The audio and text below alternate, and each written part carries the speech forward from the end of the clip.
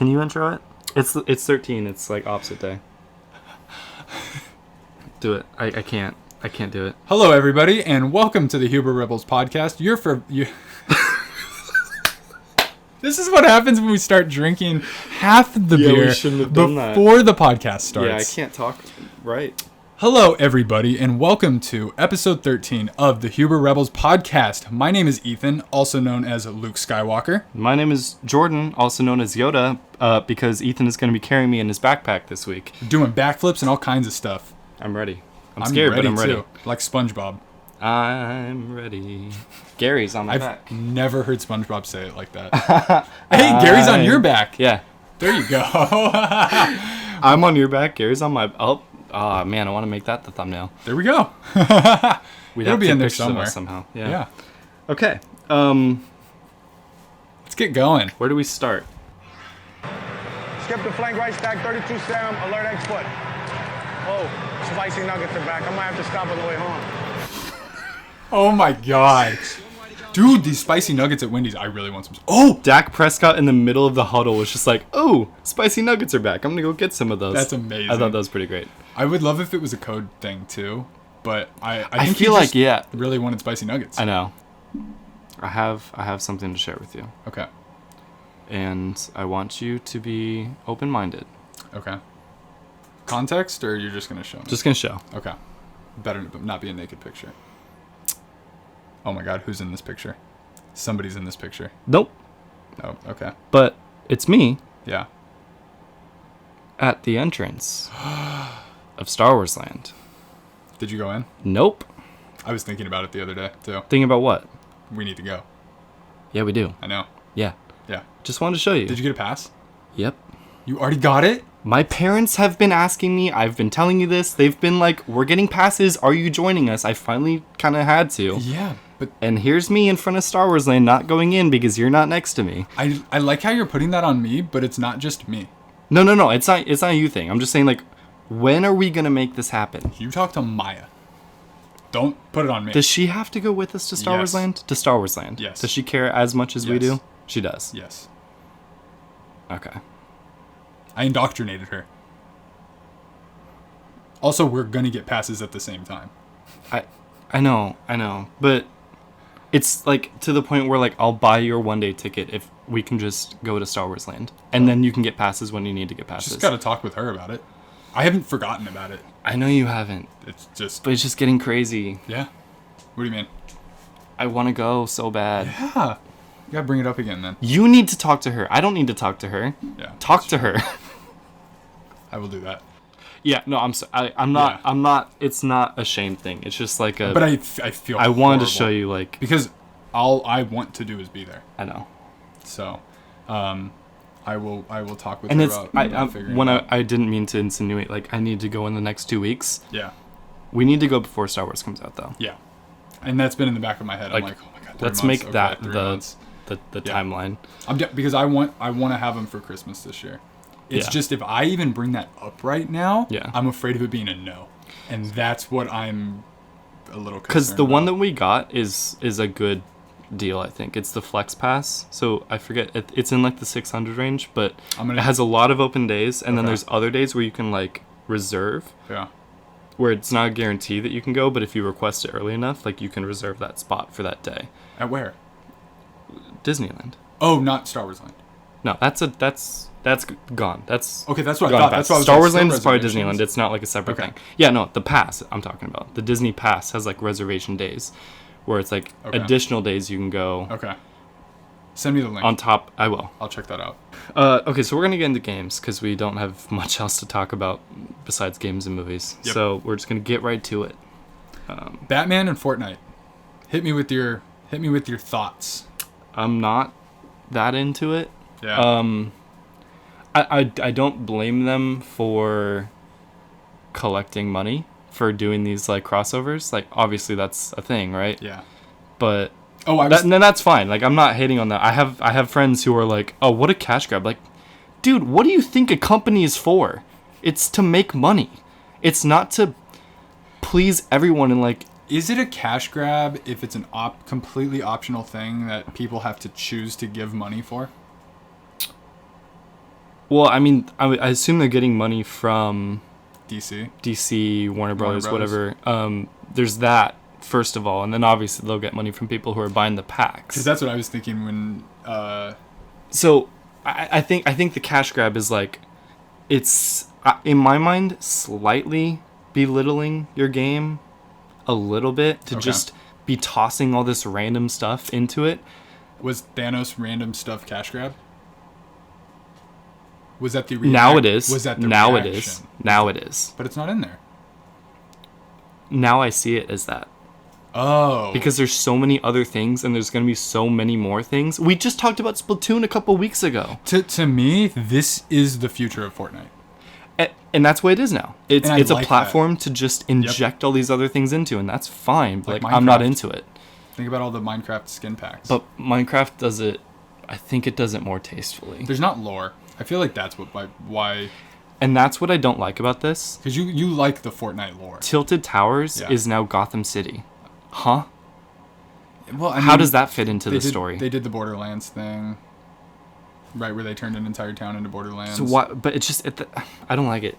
The one thing I did like about Fortnite, a lot was the story line from season to season, and now they're just changing the map to accommodate for these different things. Before, Thanos was just a part of the map. Yep. He just came in, but now literally Tilted Towers, the most famous location in Fortnite, is Gotham City. See, it's kind of cool, but also weird. What they needed was a better in-universe explanation. Do they have one, or does it just show up? Honestly, there may be one, but I'm not playing to find out. Because what if it's like this crazy, like, remember how they crossed over with the real world and they put like Fortnite stuff in the real world? Yes. Like, have some teleportation thing where Batman shows up in Fortnite. He's like, what am I doing here? And he has to fight off like all these crazy people that he doesn't know who they are. Like, that would make sense. I liked Fortnite more. I think it was season 3 when they came out with like the Junk Lord skin, who was like a knockoff of Star-Lord. I liked Fortnite for like, obviously they didn't have the Rust Lord, They didn't have the rights to it then, so they couldn't have made Star-Lord if they even wanted to. Yeah. But I like that they're like just going down this knockoff road. And that was fun. They knocked off John Wick. Like, I thought that was funny. But now that they have the ability to do these things, it belittles those moments in the past, I feel like. I agree. Because they had the superhero season too. Yeah. So to counter that, yeah, I was never a fan of the knockoff stuff because it felt cheap. Like I said, I always wanted an Obi-Wan Kenobi skin. And now I really think that's possible. Not a guy in a robe. Oh, I think he's Obi-Wan Kenobi. That I would never spend money on. Well, that's the thing though, like, that's a lame knockoff. Because that's just guy in robe. But unless he's in a bathrobe or something. Like, Rust Lord was a twist. I wasn't a fan. They made it their own. John Wick, they didn't. They did not make that their own. See, and I prefer the actual John Wick skin to the whatever that other guy was called. What was his name? Yeah. I know he had a name. And that's just my opinion. Yeah, no. That's because I do like the Fortnite world, but I like the art style. I like seeing things rendered in that art style, which is why I think I like the way Batman looks. Like, I guess the alternative would have been like Ratman, and he's evokes who Batman is, but he's a Fortnite version of that. That is more along the lines of what they used to do. But it's just like, what is this game now where literally in like a Final 3, you can have Star-Lord, John Wick, and Batman. That sounds incredible to me. It does sound pretty cool, yeah. But it's so it's weird. It's different. So weird. Like, Fortnite is changing, but here's the other thing. It was starting to get stale. They were slowing down and losing. And I'm not saying they're 100% right with all this. I'm not even playing, so I can't really speak to any of it and the difference and how it feels and whatnot, which is kind of hard to say. But I totally get that side of the argument. The heart of it is kind of out of there, and they're taking the hearts of other properties and using them. It just feels very much promotional, and I totally get that. Yeah. And that's why you got to be careful and not overdo it. Which I feel like they're overdoing it. It's a lot in a row right now. Yeah. Rather than like, because it was Marvel again for Endgame, which was fine, and then John Wick, it had been and then Splatoon, a year. and then this. Yeah, that was a year in between. I haven't even seen anything Splatoon. Is that a thing that happened already? Because that was rumored. That was is it just a rumor? That was a code. Somebody found some code that hinted at it. Okay, it will happen. I'm sure it'll happen. Which is weird because Splatoon's not popular anymore. But or maybe they want to make it relevant. Splatoon is super popular. It's not the first thing in everybody's consciousness. Right, but it will be if they make it a part of Fortnite. Yeah. So here, Fortnite takes some of our money because hopefully your people will see our game. And so do you know why Batman's in it? It was an anniversary, right? Oh, was it? Yeah. I missed that. I don't know Batman Day. You're right. Yeah. They just had Batman Day. I was going to say they are that, and that's kind of cool. That makes it better, in my opinion. But that it wasn't just randomly. But it still, like, that doesn't really change. It is random. That's just when they chose to put it out. That's true. I was going to say there's rumors that a new Batman game is coming. And so that's how you start to build hype for that. Arguably, does that even do that, though? I don't think so. I don't think so either. I don't know. So whatever. He's in there. Not for me. Let us know what you think about Batman and Fortnite. Yeah. If that's, if you've been playing for a long time, if this got your attention and made you want to play. I don't know. I was watching a clip of someone playing earlier today. Yeah. And I was just like, I don't want to be there. No, I don't either. And that it was also so weird because I loved it for thing. so much. And I didn't want to be in that rinse and repeat of that game, that world. I didn't want to be in it. Yeah. It's okay, though. Like, you don't have to feel bad about that. No, I don't. And leave it alone, and then you may wake up and be like, hey, remember that? You want to play? And then we'll turn it on and be like, nah, we're good. Yeah. There's something new. That'll be what, which is fine. It had a long, epic run and became the, biggest game of all time. And it forced cross-play across consoles. It did become the biggest game of all time. I know. Minecraft is bigger, based on sales. I know, that's what I'm saying. But the phenomenon of Fortnite, nothing like that has ever happened. No. Period. No. Minecraft has, in my opinion, will have the greatest staying power of a game ever. Because it's infinitely upgradable. It is infinite. And this coming Saturday, they're still having conventions. Gonna show us the future of this game. Yeah. And they're about to blow it out, I'm pretty sure. I'm really, really excited for this week. Minecon Live is what they're calling it. So they've got 5 different presenters, I think. And there's a video where they introduced all of them. I didn't know any of them. There was one guy that he was like, yeah, my friend sent me it. And I was like, this is dumb. And he had like a really not Scottish. I don't even remember what his accent was. He had red hair. And he's like, yeah, I thought it was really dumb. And then later I tried it again. And I was like, I like this now. And I'm just like, I should be there instead of you. Yeah. But whatever. I don't care. Or it should just be Lydia. I still remember when she got hired, and good for her that she has literally made her life out of this. Like, that's really, I'm happy for her. One thing they have announced are the biome vote. Yep. So the 3 biomes that are up are Badlands, Swamp, and Mountains. And Mountains, which are 3 biomes that need some love, I would say. I haven't really played in Badlands that much. I didn't know Badlands was a thing. It's because our world is old. Yeah. And we're going to have to expand out and get some Badlands out there. Yeah. Which I just love how it's going to work out because it means our Badlands are far. The outskirts. Yeah. So that's going to be really cool. Like Tatooine. Yes. So for the Badlands, they showed off 3 new features. They're doing 1 video a day. They did Badlands yesterday, Swamps today, and they're doing Mountains tomorrow, can be assumed. It'll be out already. If you're listening to this, it's already out, so go find it. I want to predict what it's going to be. So Badlands is tumbleweeds, which I'm really curious. Square tumbleweeds. I think that's going to be really fun. And they're going to hurt, it seems like. Because he got hit by it. He's like, ow. Well, no. So maybe they'll hurt. No, so there was the tumbleweeds and then a new cactus with flowers that he touched and got hurt. That's right. But I hope the tumbleweeds have some kind of a functionality like that. They have to be something. Yeah, and like, what are they gonna provide? Right. And then vultures, which will prey on loot, unlucky adventurers. So basically, when you die, they'll come and take all your loot. Which sounds terrible. Which does sound terrible. and will not be getting my vote. We'll see what mountains is, but Yeah. And then swamps. What did they show for the swamps? Well, quick question: Yeah. Are all of these going to happen eventually? You figure, yeah. It's just what do you want us to give love to first? So then the swamp was boats with chests in them, so you can travel with like more loot when you go on your adventures, which I love. Dream come Because that true. doesn't even have to be for swamps. Nope. Yeah, exactly. And I love features that aren't biome specific. Yeah. I mean, I'll take that out into the ocean because that'll be amazing. Yeah. Oh yeah. So that frogs. Which I saw somebody point out because he does his tongue. Yeah. Now they don't show flies, but that'd be cool if they have ambient flies. Yes. Just to add to the swamp. Yeah. And then I think you'll eat frog meat.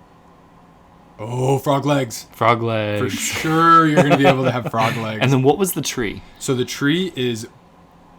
I'm going to vote for this, I think, just because this is one of my favorite trees, is a mangrove tree. And it's... Basically, these are trees that are in the water, and their roots are massive and go into the water and all over the place. Like, I can't wait to have a bunch of these trees. Not just in swamps, but to use them and put them in other places. What I was thinking when it popped up was a banyan tree, which is what they have in India, but those aren't in the water. So imagine what like it looked like with all the crazy roots, but on land, and you can like, climb on them and stuff. So I'm hoping you can put it. I'll artificially lift it up. I would like swamps to be more enjoyable because a house I think I would really like is like a kind of bayou kind of house, like with. You know, you have to like kind of ride your boat, but then you kind of have this like house up in a tree or something, kind of like the witch's hut. So seems like, but like a tree house, sort of, which is surrounded by swamp trees. I love it. Hidden, too. Yeah, like you have to like a thick jungle that you have to make your way through. Like, yeah. Sorry. No, yeah, and it's hidden in there. It's a secret place. Do you remember the house in? It's a far back reference, but Pirates of the Caribbean 2, where they're going to like get I guess they're going to get Barbossa. Yes. And it's that like kind of voodoo chick's house. Yep. That kind of thing. I'm super down. Yeah.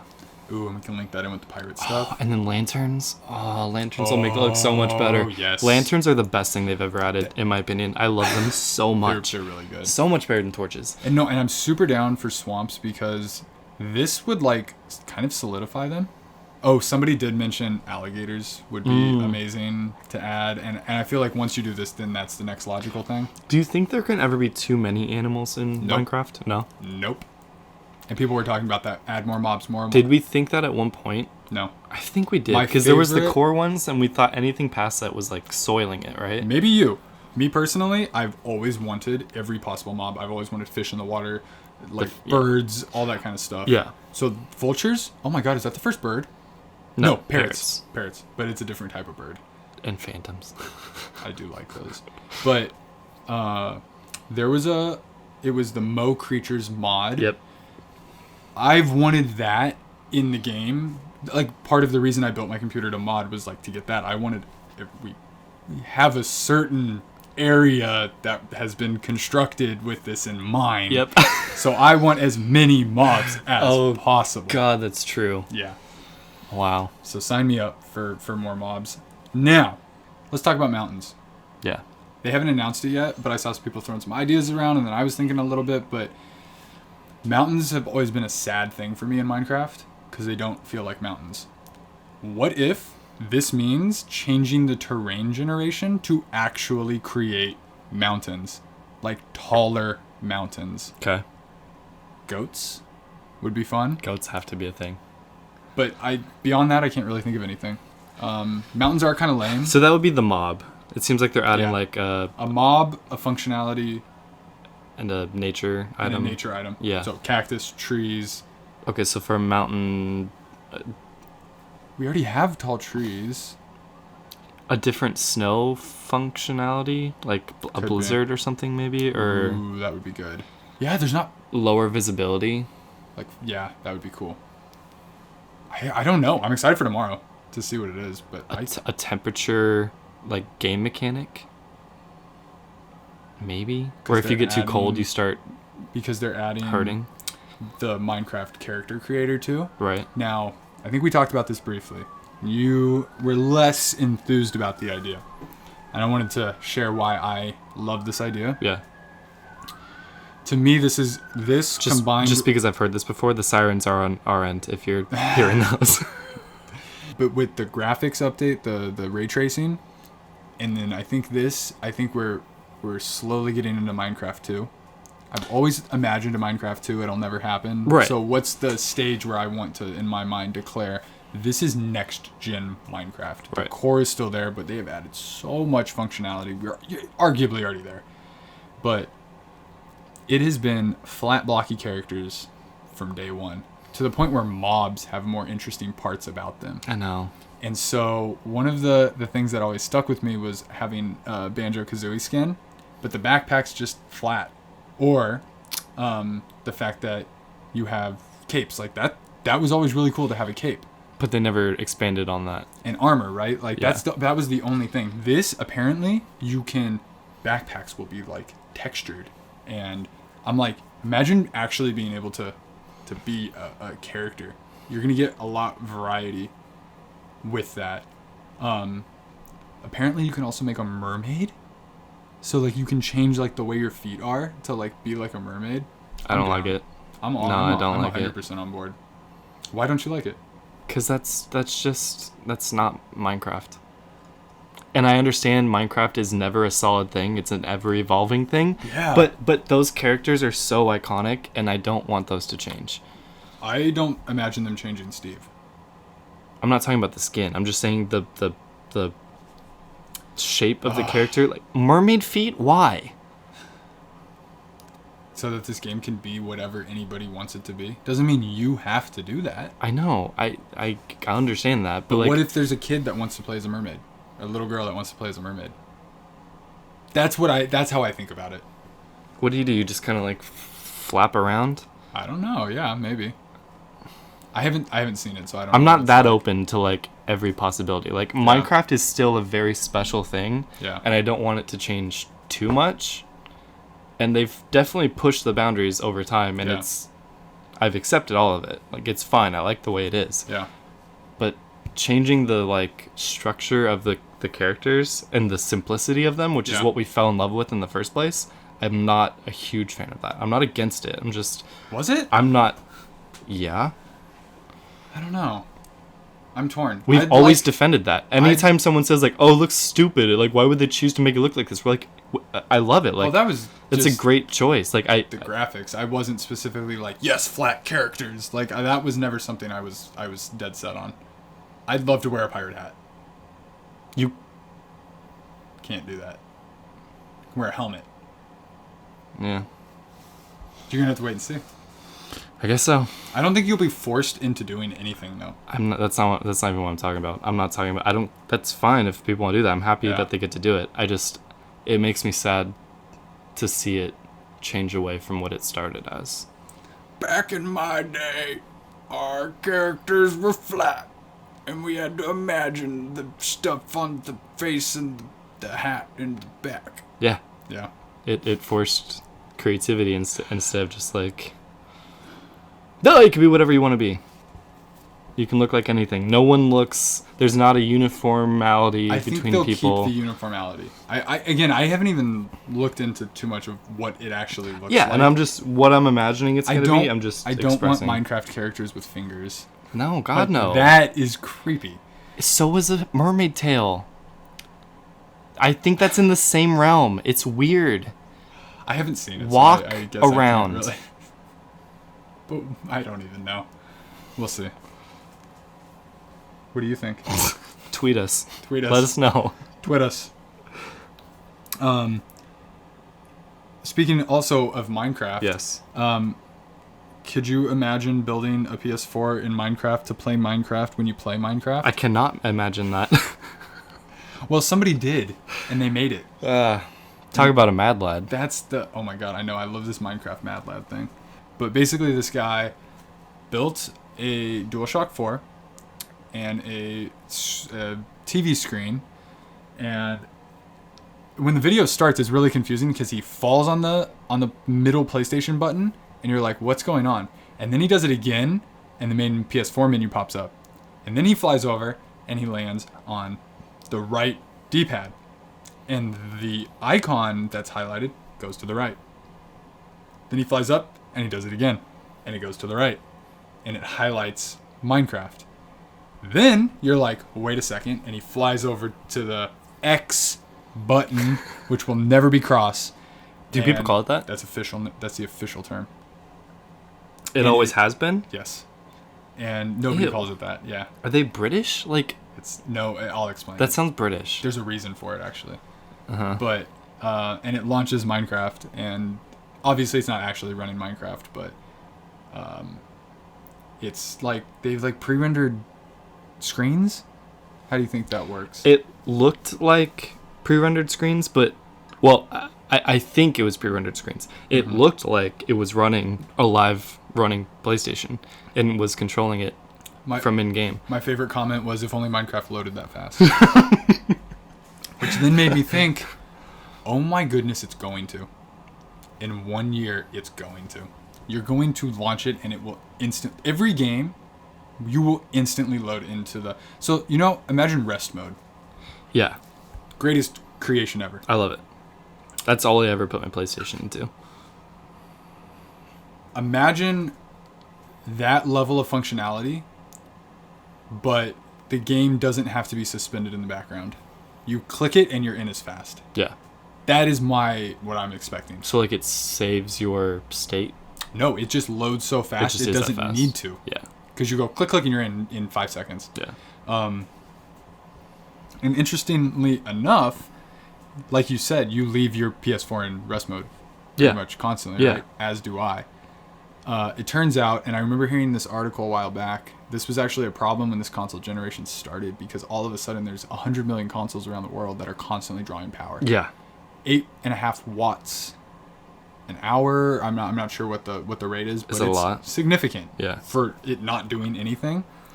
Sony just announced a partnership with the UN Climate Action Committee or something like that the PS5 will be super energy efficient in rest mode, operating at about half of a watt. Wow. So you extrapolate that over 100 million consoles, and that's a lot of energy saved. So yeah. I'm super excited about that. That's cool. And I'm actually going to start putting my PS4 off, because I don't actually use rest mode that much. Well, I said I put it into rest mode. The reality is I fall asleep and it goes into rest mode most of the time. So I guess I'll have to be better about that. The reason I always did it was because I want to be at work and be able to go online and download a game. Except I'm not doing that anymore. So it has to be on to do that? Yeah. Rest mode. Your account can't just... Oh, no, because it has to the internet. Yeah. And that's how it's... And that's why it uses Well, and so plus the energy. updates and stuff, like while you're sleeping, you want doing that too, right? That's true. I just have to check it a little bit more. But I might try to save some power for the next year. Which I'm not super against. I'm not either. Speaking of Minecraft, a similarly looking GameCube world, just to give a shout out, it's coming out. They have a release trailer that kind of shows the game. It's adventuring around and questing, and I'm just happy for this guy that he finally got his game out. Just to clarify, he said a game called Cube World. You said GameCube World, and it sounded like GameCube. Oh, I want a GameCube world. I do too. That sounds amazing. But we're talking about a game that is called Cube World. Cube World. It's a world of cubes. So it's out, or no? There's a trailer. It's coming out within the week. Oh, cool. September 20 something. So you'll be playing it soon. No, I have too many other things to play. Hey man, eventually you contributed to it so long ago. You should play it. What's crazy is I was watching the video and I was like, when did I play this? I took out a whole dungeon and it was fun. Yeah. The co-op would be a lot of fun, but I will get to that game later. I am happy it's coming out though. And good for that guy. Yeah. Last thing. Yep. Just shout out to Nintendo. 130 years. It's amazing. That's quite a testament. There's a reason that they are the best gaming company in the world. What did they start out as? Cards, right? Hanafuda cards. Card games. Which were apparently illegal too. It was like an illegal card because it was gambling and betting and whatnot. And yeah. They were not having that. So I was like, hey, how cool. I went to the original headquarters. Yeah. When we were there. So I'll post a picture so you guys can see me at the headquarters. Do they still have games like they first made that you could like buy and stuff? The Hanafuda cards are on Amazon. I'm waiting to buy them. Cool. I thought we could actually get them and try to attempt to do an episode of that or a special That'd be fun. thing. Yeah. I'm trying to figure that out. Without reading instructions, just be like Definitely have to read instructions. I think it would be like attempting to play Cones of Dunshire. Cones of Dunshire. Mm-hmm. Duns of Coneshire. Cones of Dunshire. Yep. Without reading the instructions. You're just going to be like, I'm not kidding. Eh? I would be surprised if there were instructions for Cones of Dunshire. I think there are, right? I don't know. I think he made that game and he's like, hey man, either it's whatever you want it to be or you better get on my level and figure it out because I'm not telling you. He was such an elitist with that game. It was amazing. Can you buy it? I don't know. Let's look into buying it and potentially playing that. Oh my god. Because that would be amazing. It seems insane. Someone had to have made it, right? I think theirs was a Kickstarter. Okay. We'll check it out. Did you play anything? I have a story to tell you. Ooh, I like stories. This is like a 3-part story. I like stories with multiple parts too. Yep. Like it. 2 chapters. So Is there a time jump in this one? No, it all takes place in one day. Okay. Ooh, that's even cooler. Part 1. Yes. The adventure begins. Again, don't take this as an attack. I just wanted to do this. Oh my goodness. I just wanted to do this. You're attacking me? No. Just don't feel bad about it. Okay. I'm so confused. Okay.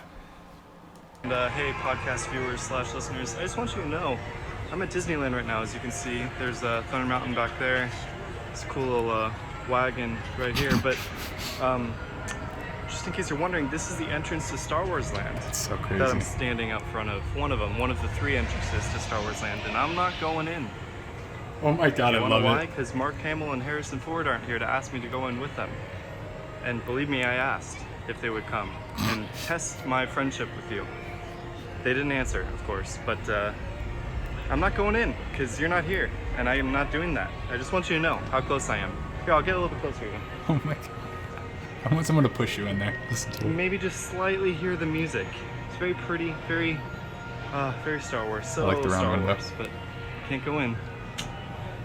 All right, man. Hopefully soon. Not gonna lie, you're starting to tempt me to push you to the limit, but I really don't want to do that. So genuinely, I tweeted Mark Hamill the night. So let me set this up. This is a second occasion. Okay. Of me outside Which is of Star why Wars Land. you were referencing Mark Hamill and Harrison Ford already.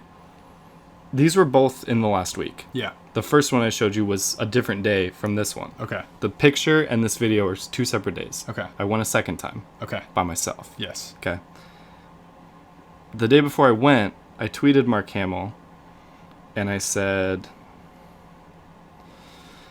"Hey, Mark Hamill, I made a bet with my best friend that even if you asked me to go into Galaxy's Edge with you, I would wait to see it for the very first time with him. I'm going to Disneyland tomorrow. Will you join me and put my loyalty to our friendship to the test?" Apparently, someone retweeted it and liked it. It's a pretty cool I didn't know that. challenge. He didn't answer it. Damn. Now... you know what? Thank you. Thank you, Mark Hamill. I appreciate that. You're looking out. I talked to you about it. You know, we got that King's Hawaiian connection.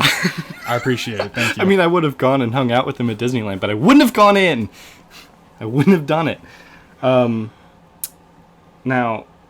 I had a purpose for going to Disneyland this particular day. Okay. I will just show you this, something I saw in the meantime. The Stark Industries, and they're starting to build Marvel Land. I'm so excited. Yeah. Avengers Campus. Oh, I'm so excited for that. It's going to be super cool. We should wait and just go when they're both open. I'm kidding, obviously. So, I went with a goal. Okay. And that goal was to catch some Pokemon. Oh my goodness. And did you catch there a was Mickey a Mouse? Particular Pokemon that is new to the game called a Mickey Mouse. No. I was like, did I miss it? I clearly missed something. I knew that these Mewtwo raids were happening, and I'm like, I really would love to catch one. You got Mewtwo. I know how impossible it's going to be. No, I'm going to show you what happened throughout this day. It's insanely frustrating. Okay. There is not a better place in the world to play Pokemon and catch the Pokemon you're trying to get than Disneyland. Because of how many people there are there, how many Pokestops there are, how many gyms there are. It is the perfect place. How did I not realize that? Literally, any gym you go to, there's like 50 people there. This was all I needed. I know. To convince my. This is all I planned all of this. Oh my god. Okay. So I have a video of my experience trying to catch this freaking Mewtwo. So I had been there a couple days earlier with my parents, and I saw that there were raids happening all over the place. Yeah, that's amazing. But none of them worked out for me to get to them in time, and they kind of trickled off by like 8 p.m. So I was done. So I'm like, I'm going back Saturday. Okay, so I found a raid that was by the Radiator Springs ride, the racers ride. So I'm not kidding. No, I'm the Houndoom. You can spin? It's dodging. Yeah. Wait, you can dodge? Yeah. I've never even attempted to swipe to dodge. And I don't know what the proper like tactic is. I don't even know if this is right, but I just like swipe and hit. Rayquaza. So Mewtwo. There were so many people there. There were at least like 5 different parties full of 20 people. I'm not kidding. We took this thing down like it was nothing. He's dying, and I don't know what to expect because I've never tried to catch like a 5-star raid Pokemon before. You got 3 golden Razzes. I'll try and narrate. I'm trying to. So you got a bunch of items. You defeated the boss. Got some balls. My team was the least damage dealt, obviously. No, that's not what that is. Yeah, it is. It is? Yeah. I think it's contributor. Yeah. You have, in terms of damage, though. Yeah. So I'm messing up badly. He's farther away than I think. I'm wasting balls. He's very agitated. I have 3 balls left. I've wasted half of them. I didn't spin it. I just threw it. So I'm like, okay. I gave him a golden raspberry. It didn't. He jumps out immediately. I'm like, shh, crap. You know, like.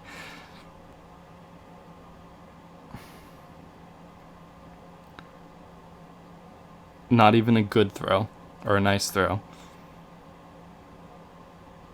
Maybe. Nope. You're gonna get him here though.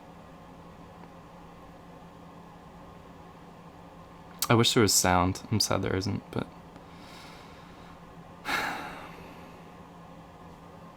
didn't work. But there was a second raid later in the day. Yep. This one was near Toontown. Actually, it was at like the entrance to Toontown. So I jump back in. Again, there's a ton of people. I see some of the same people that I saw 3 hours earlier in the day. Wow. We take him down. We beat him. No problem. A lot of my Pokemon died, but I'm trying to catch this guy. He's really, really strong.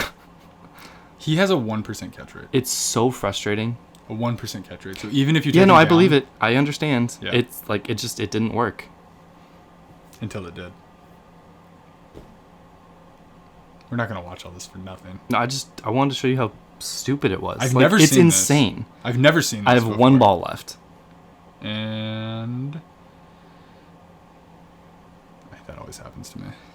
So I've gotten to the point where I know I'm very patient. Yeah. I'm waiting until I get an excellent. A curved excellent. A curve. This doesn't work. It's just infuriating. And then. But there was a third raid. Minutes later. Yep. Just farther into Toontown. Again, everyone from that place moves over to there. Everyone just like a migration over to this area. I have 6 balls. Great throw. Golden raspberry, right? Like, because you keep getting them from each one, right? Yeah. This is physically painful just to watch. Are you not enjoying it? It's the anticipation. At this point, I'm literally like out loud saying like, "F this Pokemon." I hate it so much. Until this throw. So I'm just waiting. I'm like, I'm going to let you do your thing. Hit him in the air. Great throw. And then there was a fourth raid. So I check the app, and then I see near the start of Main Street, there's a fourth raid. Yep. Again, I see a lot of the same 10 people. balls. My team contributed the most. Nice. I have 10 attempts. And 10 golden razzes. So I've never been more patient with throwing balls than I was during this. I'm waiting for him to do his thing. I'm like, I completely whiff.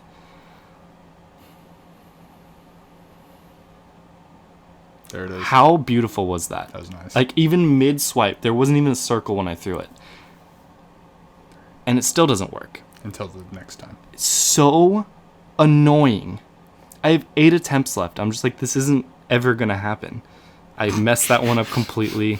I'm not even doing it with my thumb. I can't do it with my thumb. He's like far enough away where it doesn't work with my thumb. I have to do it with my finger. This is like my 5th excellent. Yeah, that's crazy. Breaks out. So Oh my goodness. I'm wasting balls. I got 4 left. I throw this one. It's Not even a golden razz, It's great. right? No, I think there's a golden razz applied. I haven't hit him for a while, so at this point I ask the people next to me because I hear people around me catching him. I'm like, what am I doing wrong? Yeah. Is there anything else I can do? Because I feel like I'm doing everything, and I'm hitting excellent shot after excellent shot. The guy's like, yeah, man, me too. I'm hitting a bunch of excellence. It's just you got to get lucky. I'm like, this is so stupid. 1%. There. Oh, last one. I have 1 ball left. And this is like my last chance of the day. Yep.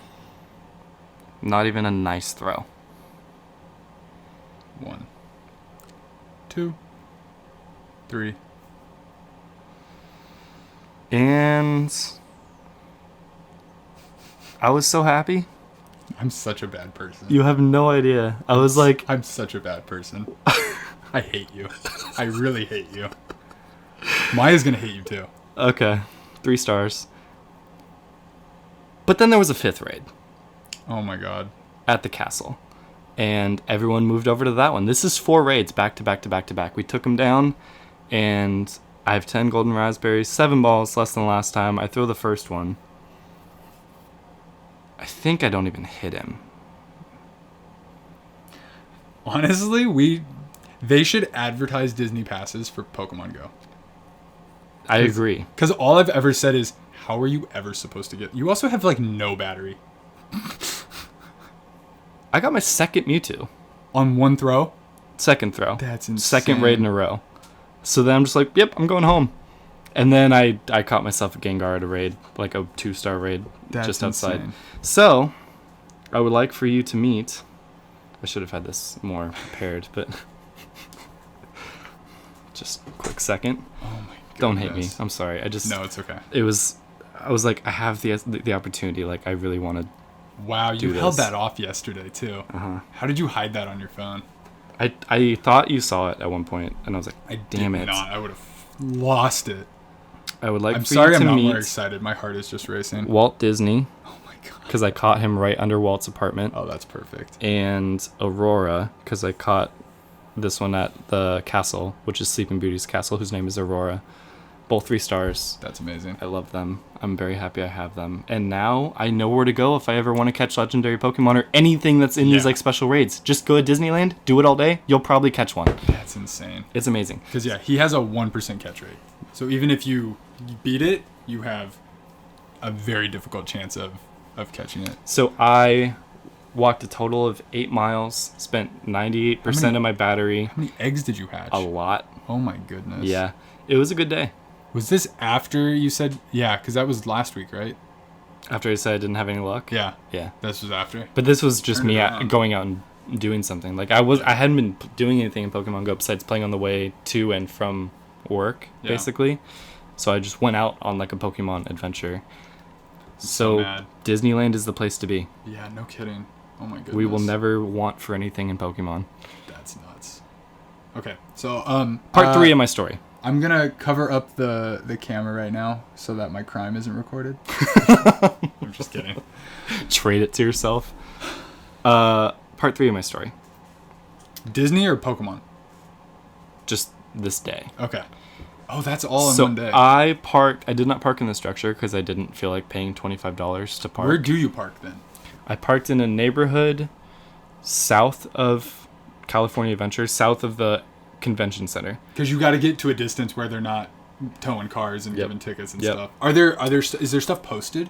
Like, do you have to have a permit, like, for the people that live there on those streets? Yeah, there's permit parking until you get to this point that I was at. Okay, how far is that? And even it was a walk, but it's totally doable. Well, because like I'm trying to be fit and everything, so when we go like without having to pay for parking, like what are we time? So and I was gonna say like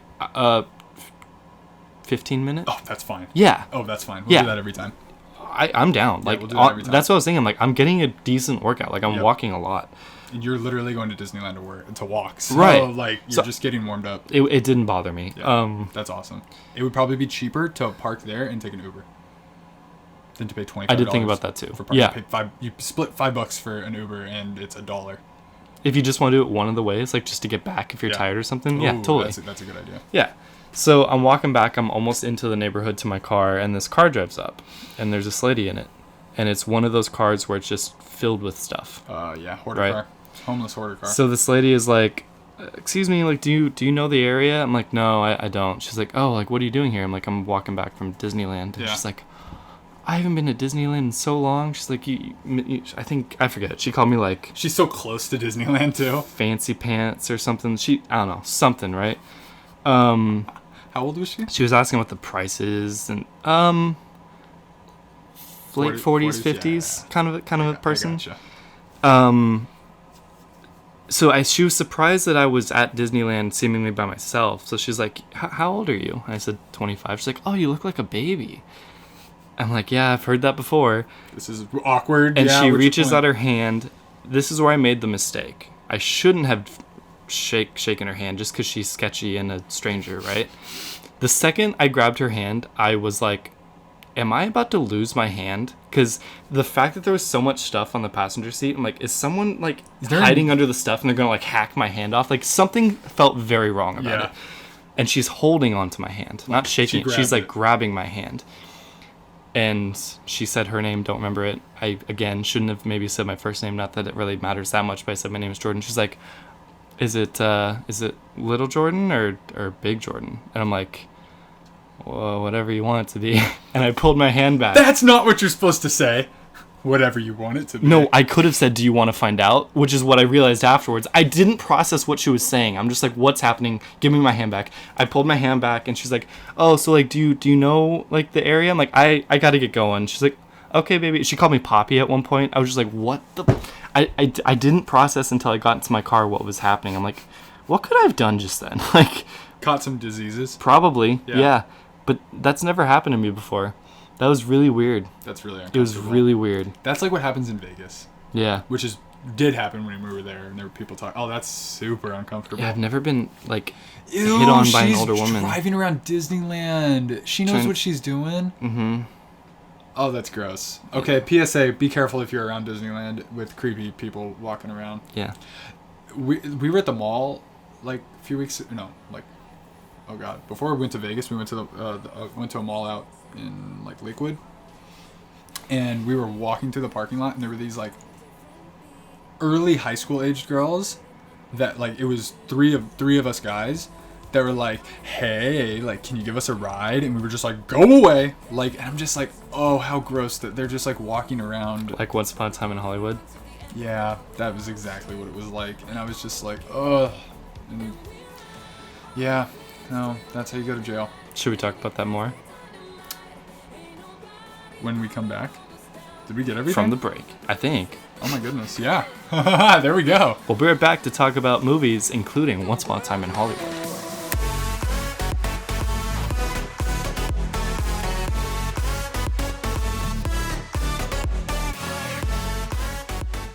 Hey, I'm Jordan. And I'm Ethan. And if you're enjoying the podcast, we'd really appreciate it if you would consider supporting us on Patreon. For just $1, you can get access to our bonus video podcast, featuring extra footage, bloopers, box openings, and more. Also, for being one of our first 24 patrons, you'll forever be inducted as a founding rebel. This means that no matter where our channel goes, you will always be remembered for helping to start the rebellion. For more information, please check out our Patreon link in the description. Now back to the show. Welcome back to the movie segment. Can you believe 20-something movies went into that? No. So we just watched the Infinity Saga trailer. Yes. And check it out if you've watched all the movies. If not, there's Spoilers. But it's one of those things that is just I like to just think about and just be happy it exists. Yeah. Like, wow. Who made that? Did Marvel make that? Or was that like fan made? I think it's an official Marvel show. Yeah. I don't know why the quality was a little weird. It didn't seem... But I think that's the internet connection, not the video. I want to double check. Could be. Well, yeah, because I didn't see it on like a Marvel account. You know what I mean? That was the one though.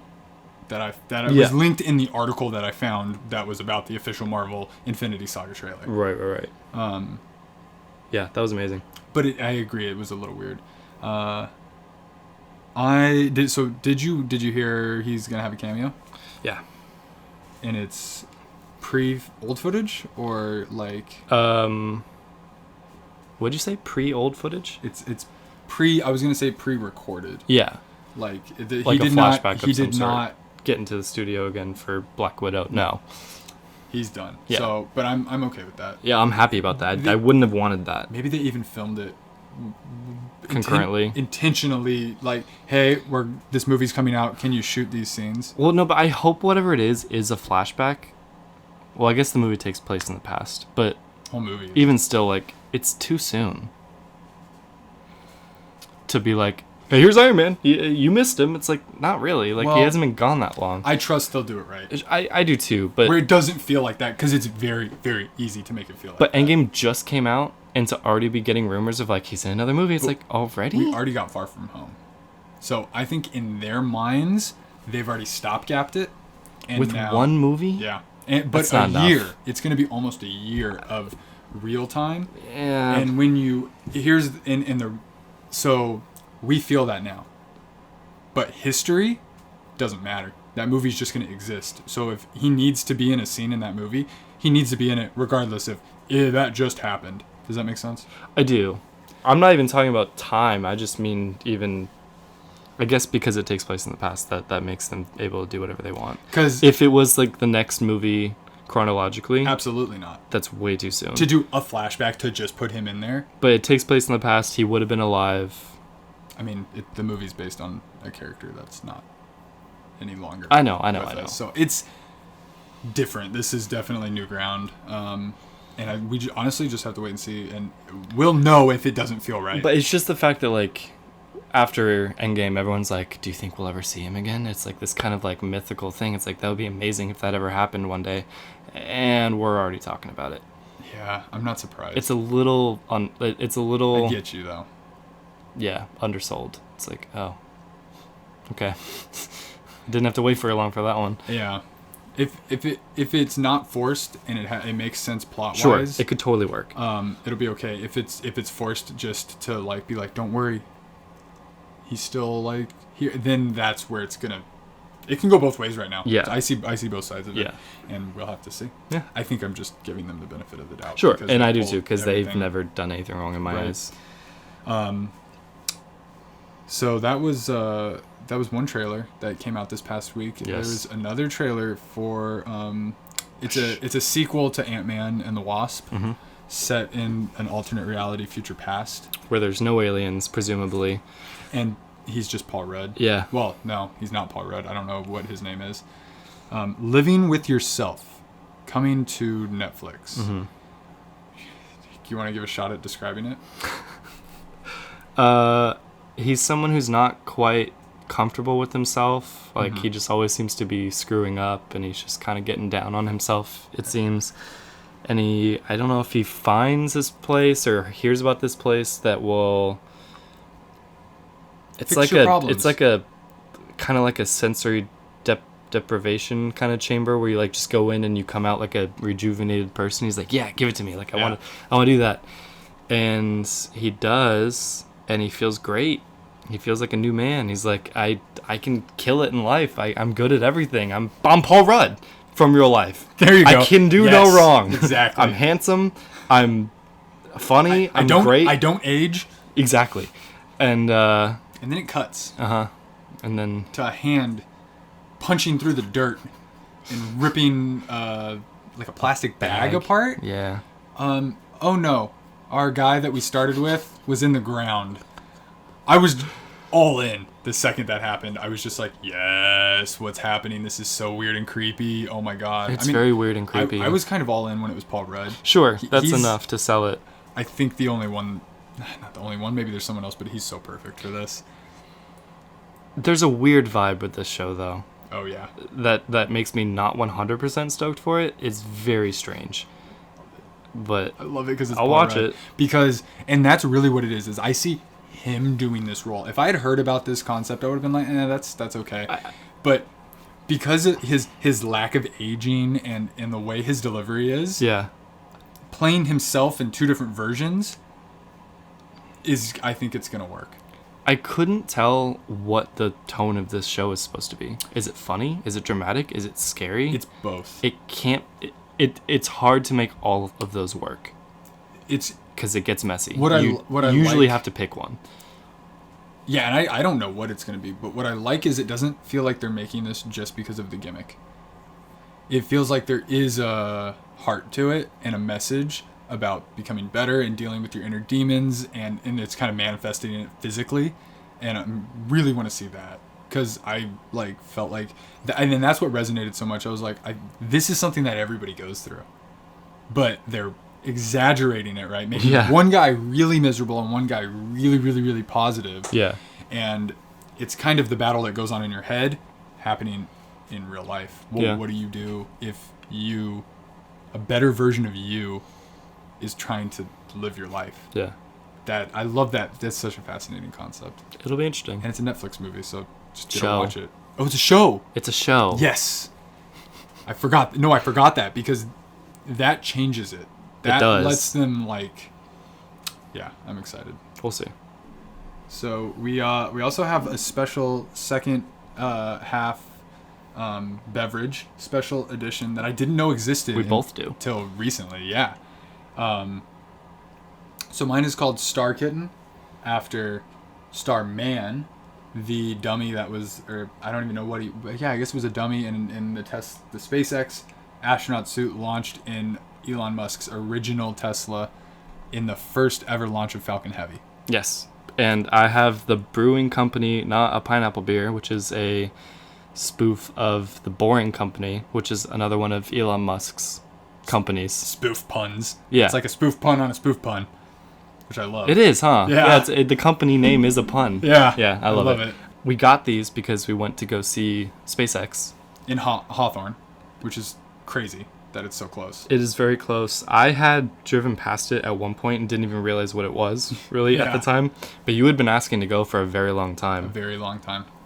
And we finally did it. Mm-hmm. And you had mentioned that there was a brewery nearby, so we wanted to make kind of a field trip out of it. So we did SpaceX, we went to this brewery and got these SpaceX / Elon Musk themed beers. Love it. It was so cool seeing the rocket. Yeah. You could Falcon see it 9. from a distance, which was awesome. Miles away. So I've been saying I wanted to watch a rocket launch for years, but I've never even seen one in person. Right. So just to go see it in person and be like, that thing flew to space and then came back down and landed. Yeah. Because that didn't used to be a thing. Nope. You couldn't go see a rocket that flew to space. That was in space? No. Because it didn't exist anymore. Other than the space shuttle. Or or the pod that they came back in. Capsule. Yeah. I don't even know what that triangular kind of shaped thing. And that is what was so special about the space shuttle. We were kind of born into that era, and that was I would always remember that. That is pretty incredible. My imagination. That it comes back in and lands. It landed. And that was the whole idea, was how do we create a space vehicle that's reusable? Because it's so expensive. Yeah. And that was their first attempt, and now we just are going to land them, which is so insane. So we didn't try these beers yet. No. We had a couple other space-related ones. I forget the names of them. I got Kepler, which was a West Coast IPA. I got the Space XPA, which is a pale ale. Okay. But we're gonna try these other ones that are thematically related. So smells like beer. In addition to the SpaceX and brewery outing, we also saw Ad Astra that night. Starring Brad Pitt. Yes, a movie that we had both been very excited for. And so we saw it, and then we decided to film a little reaction video. Welcome to the first ever episode of, I don't know what it's going to be called, Rebels React? Rebels Reacts. Rebels React? Rebel React? No, it's Rebel. We're not reviewing, we're reacting. Rebels React. This is Rebels Reacts, also known as Rebels Doesn't React, because there's nothing to react to. So that was our little initial reaction. Literally right after the movie. Right after. Didn't know what to say, didn't know what to think. But we pushed through it, and I'd say, like, nailed some pretty good points. We wanted to get our, like, very raw first take reactions of the movie, and we want to do that for movies going forwards, and Ad Astra was the first one. And not what we were expecting. I think we described it as being underwhelmed. So we wanted to take some time, let it marinate, think about it a little bit, you know, get some sleep and some thoughting and some reading and some movies research. And definitely marinate. They adjust in my brain over time, for sure. So I also wanted to read some stuff about it. Yeah. And this was a few of the things that I think the beginning of this article just made me really happy. And as long as I can find it. If you want to watch that reaction video, it's called Rebels React to Ad Astra. That's going to be the new series that we do, Rebels React. So go watch that video if you want to see what we initially thought of Ad Astra. And so this is the intro to a Vanity Fair article that I found last night. Sad Astra. Dad Astra. Bad Astra. The Twitter jokes. And so people must have been posting all kinds of stuff. And that made me really happy last night. I like Dad Astra. Yeah, that one was, I don't know why I didn't even think of that. But it's how perfect. Like, all three of those hit it. We're not going to spoil the movie right now. No spoilers, because if you want to see it, go see it. I don't really want to bash it. I wouldn't recommend it. I wouldn't recommend it unless... Now, it was tough. So I went on Reddit. I wanted to get the pulse. Mm-hmm. And a lot of people really enjoyed it and were defending it, which hurts my brain a little bit. I don't want to hate. I don't want to tell people their opinions are wrong. That's not what it's about. But I'm just like... I'm happy if you enjoyed it. I was just bored to death. I'm happy if you enjoyed it. I just probably don't want to hang out with you. Which I know is wrong. I know that's not. That's messed up. So I realized that people have, like, different... Do you remember that game where there was, like, a 5x5 grid and there were different holes and you had to find the piece that fit into each hole before time ran out? Otherwise it would, like, pop up and all the pieces would come out. So there was, like, an X, there was a circle, there was a square, like, different things you had to fit in.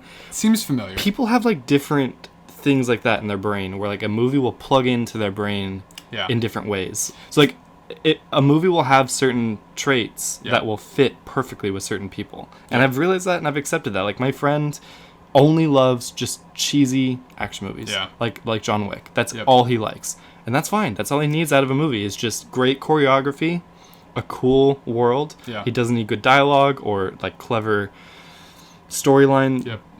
People have different things that they need out of movies. Yeah. And honestly, that is the whole point of the industry of creativity. Is you make what you want and people either choose to enjoy it or not.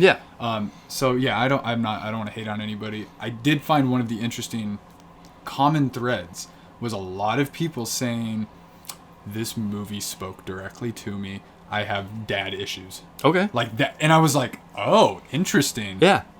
Maybe that's why I did not care about this movie. Because that part kind of went over your head. Yeah. And it was very much about that. I actually read some other interesting stuff that apparently there was a lot of reshoots. And they didn't show some of the core things about this movie, being that apparently Brad Pitt's character had Asperger's. Okay. Which really changes your perspective on it. Yeah. When you, like, to how he behaves. I don't know if I wouldn't have picked up on that at all. And I feel like that's not the final result. Yeah. For whatever reason. Maybe that would have just been too confusing for He's people. very calm under pressure. Yep. That's really the theme. That's how the movie starts. He seems to be very obsessed with passing his psychological analysis. Yes. But, I mean, besides little things like that, like, I wouldn't have thought he has Asperger's. Like, No. yeah, I don't want to hate on this movie too much. We go in depth into, like, how we felt in the Reacts video. So you should check that out, because we don't want to spoil anything, obviously. But if you like Brad Pitt, like, looking at him, it's not bad. Oh, his face is the screen for most of it. That much I was fine with. Yeah. I enjoy. I was like, I like looking at him. It's like hanging out with Brad Pitt for 2 hours. For sure. It's not a bad thing. Almost every other character in the movie is discardable. Yeah. Didn't really care about anybody. Probably intentional. Yeah. I think to a certain degree, because they really hit that right off the bat. Yeah. Where you're like, oh wow, this is about him surrounded by like just everything kind of falling apart around him. Yeah. I guess. Another thing I didn't like, it just wasn't pretty. Like, for we saw it in IMAX. It was gritty. It's gritty. It's not vibrant. I'm sure that was a choice, but I didn't enjoy that. I do. Yeah. For a space movie, I really want something like crisp and. Because that's what the cosmos makes you think of. Yeah. I think it was to evoke that feeling. It must be. Because an unsettling feeling. Because there was this like existential dread feeling of like, what's going on? What is, and that's really the feeling that persists the whole movie, is what is happening? Something feels wrong. He doesn't know what's going on. The audience doesn't know what's going on, and you're kind of waiting to figure it out. And while they do eventually get to that, and we won't touch on how, and so you can make your own judgment for how you feel like they handled that, and we go more into it in our video. I would say if you like 2001: A Space Odyssey, or if you like Gravity, like you said last night. I've never seen Gravity. Sure, but you mentioned it in the video. Give it a try. Yeah. I don't think it'll beat those movies, but I think you should check it out. And if you want to see relatively high quality special effects of near future conceptual tech, you get to see a little bit of that, which is kind of cool. That was one thing I actually did want to bring up. I think the part of the reason why this movie might have been kind of boring is it's just too realistic. It's very real. I did get a sense like that was the tone they were going, like everyday life. Like when you go fly on an airplane, it's not exciting. Because I was going to propose we rank science fiction movies someday. Ooh. And in while I was thinking about this, but I'm like, I don't really think this is science fiction. It's just a little bit in the future. I'm sure some of it's sort of maybe not possible or something, but like nothing about this seemed absurd. And I think that's more a testament to SpaceX in our time, that we think that this is all, because I was like, wow, this makes it all feel like possible and not a big deal. Yeah. But we're not there yet. No. And there's some things in there that we don't know if we can create, but a lot of the underlying stuff is stuff we already have. Right. It's just like the sort of space version of it. They didn't even improve it or make it easier. It just is. Which was an interesting take. So, do you like it any more now than right after you saw it? I'm less upset. I'm okay having seen. I'm glad we went and saw it. Yeah, me too. I was not feeling like that right after. Yeah. I was kind of like, oh, I wish I didn't see that, but the other stuff could have played into that. You never know. But I'm glad we saw it. Can we talk about some better movies? Yes. I watched a movie today. You did? This morning. Oh. A movie that you have recently seen that finally inspired me to finally watch it. Okay. Which one did you go with? A Futile and Stupid Gesture. Yes. Netflix movie. Yeah. Yes. I loved this movie. It was good. Like when I think about it, it was really good. I think I knew I was going to like it, yeah. And I liked it even more than I thought I was going to. I turned it on as a background movie that I wasn't expecting to like. I would imagine it like drew you in. It definitely drew my attention and made me want to focus on it. Yeah, the characters, fantastic. Shout out to Will Forte. He made this movie. Yeah. Absolutely incredible. I love him. He really is amazing.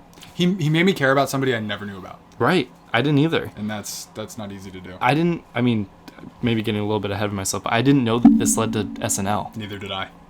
I was like, what? Bigger than that, more than that, and they really set up what the world is like when these guys are in college, they changed everything.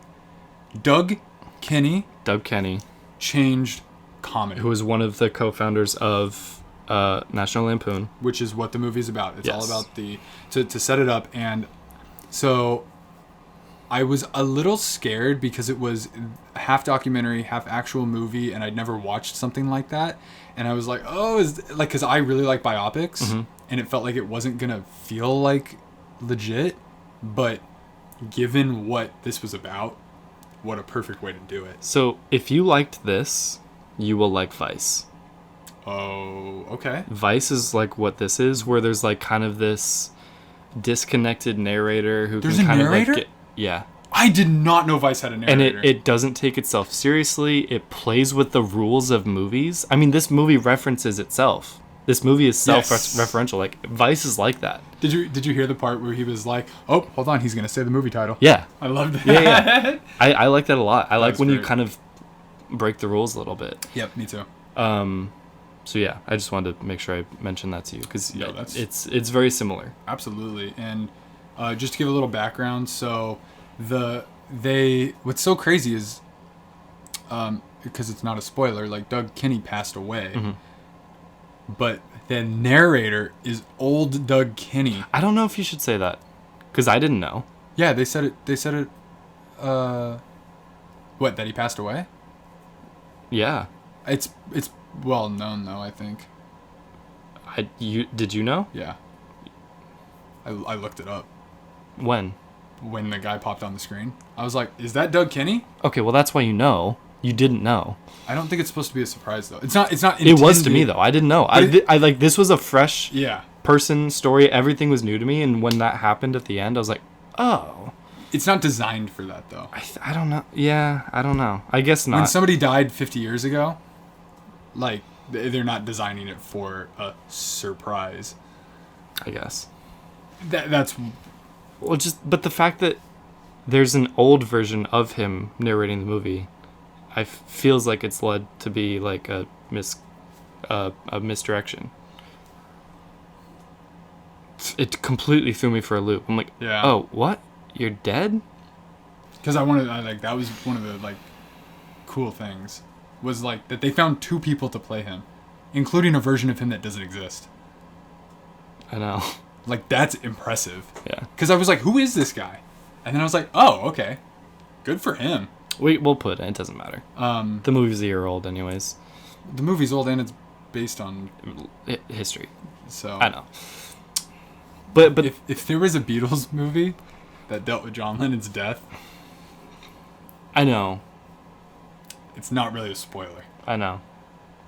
Granted, I would say less people know his story, which leaves it open for that shocking end. I just think the fact that you and I both started with I didn't know who this guy was or his story, I feel like a lot of people might be in that same boat, especially our age. So to add to that, because I looked it up.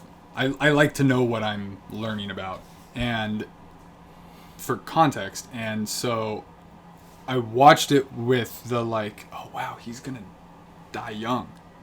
Yeah, I'm happier that I didn't know that. It was more impactful. I don't know how you felt, but like I felt it was very impactful when I finally got to that point that I didn't really see coming. I was like, oh man, that sucks. Because I liked this guy, I was rooting for him, and I wanted him to like pull through. And especially since I thought he was going to, because I saw this older version of him. And so I watched it through the lens of somebody knowing the end and analyzing his life and how he got there. Like, wow, he had all that success, like, and putting his whole life into context rather than it, and then trying to retrace the whole movie and be like, oh my god, he did that and that and that and that and that. And that. That's all. But I get you. But I didn't experience that, so I it's hard to say what's better. Yeah. Because I'm torn, because I don't want to take that away from people if that's because you and I both saw the movie completely differently. Yeah. Which I realize is that's crazy. So do we talk about that? Because I think that's a cool topic. Yeah, I mean, I might just leave all this in because now, like, this is an interesting take. Like, instead of us just talking about the movie, like, we realized we saw 2 different movies, kind of. Like, it definitely gives you a different perspective. So, I like watching now. I don't want to spoil another movie. but another one where a guy passes away. But not knowing, I didn't know how. That I didn't look up how. I didn't know when. I didn't know how. I didn't know when that was gonna hit. So I was still shocked. I was actually still shocked when it happened. I was like, oh, whoa, like that's crazy. I think the only reason is like, when did you ever hear about Doug Kinney? I've never heard his name. That's why. Why what? You haven't heard about him. Every other character in that movie who is still alive, you have heard of. I hadn't heard of the other guy that he founded it with. That's true. He's not the... But that's what this is. And we talked about this last week. Like, yeah. You start something, and it breaks away from you and becomes something, and you kind of separate. You know, it's like the rocket boosters. You propel it up there, and you break away, and the ship just keeps on going. It's... So getting back to just National Lampoon, I didn't realize what National Lampoon did. It changed comedy. Yeah. Forever. We talked about George Carlin as somebody who changed comedy forever. And that counterculture kind of came from that same era. Imagine, like, we lived with it. It already happened. Yeah. We were like, oh, yeah, look, counterculture people, so it's less interesting to us. But imagine you're in your life and that's just what the world is. And you're like, I don't want the world to be like this anymore. I'm going to change it. Damn, that takes balls. Yeah. And it's two dudes from Harvard. I love it. Oh, my God. It's so good. Man, I am not that person. Can I also give a shout out to Donald Gleason? Yes. Who plays his co-founder? I forget his name, but... Who, when I pulled it up on Netflix and I saw his name, I was like, I'm going to watch this movie now. And then forgot he was in it. 5 seconds into it, forgot he was in it. So I knew he was in it and I was looking for him. And you never found him? No, I found him, obviously. But I didn't realize at first when I saw his character that he was him. I'm like... With the hair, you change the hair color. Oh my God. Throw some glasses on. Yeah. And he's such a good actor. I love him so much. He really is phenomenal. So they touch on the entire history of National Lampoon. You mentioned up until SNL. I didn't realize that I knew the original SNL cast. Yeah. Because I watched later SNL, and then I was like, I want to learn about early SNL. And then, so I knew Chevy Chase, John Belushi, like Bill Murray, like all these guys were like the birth of SNL.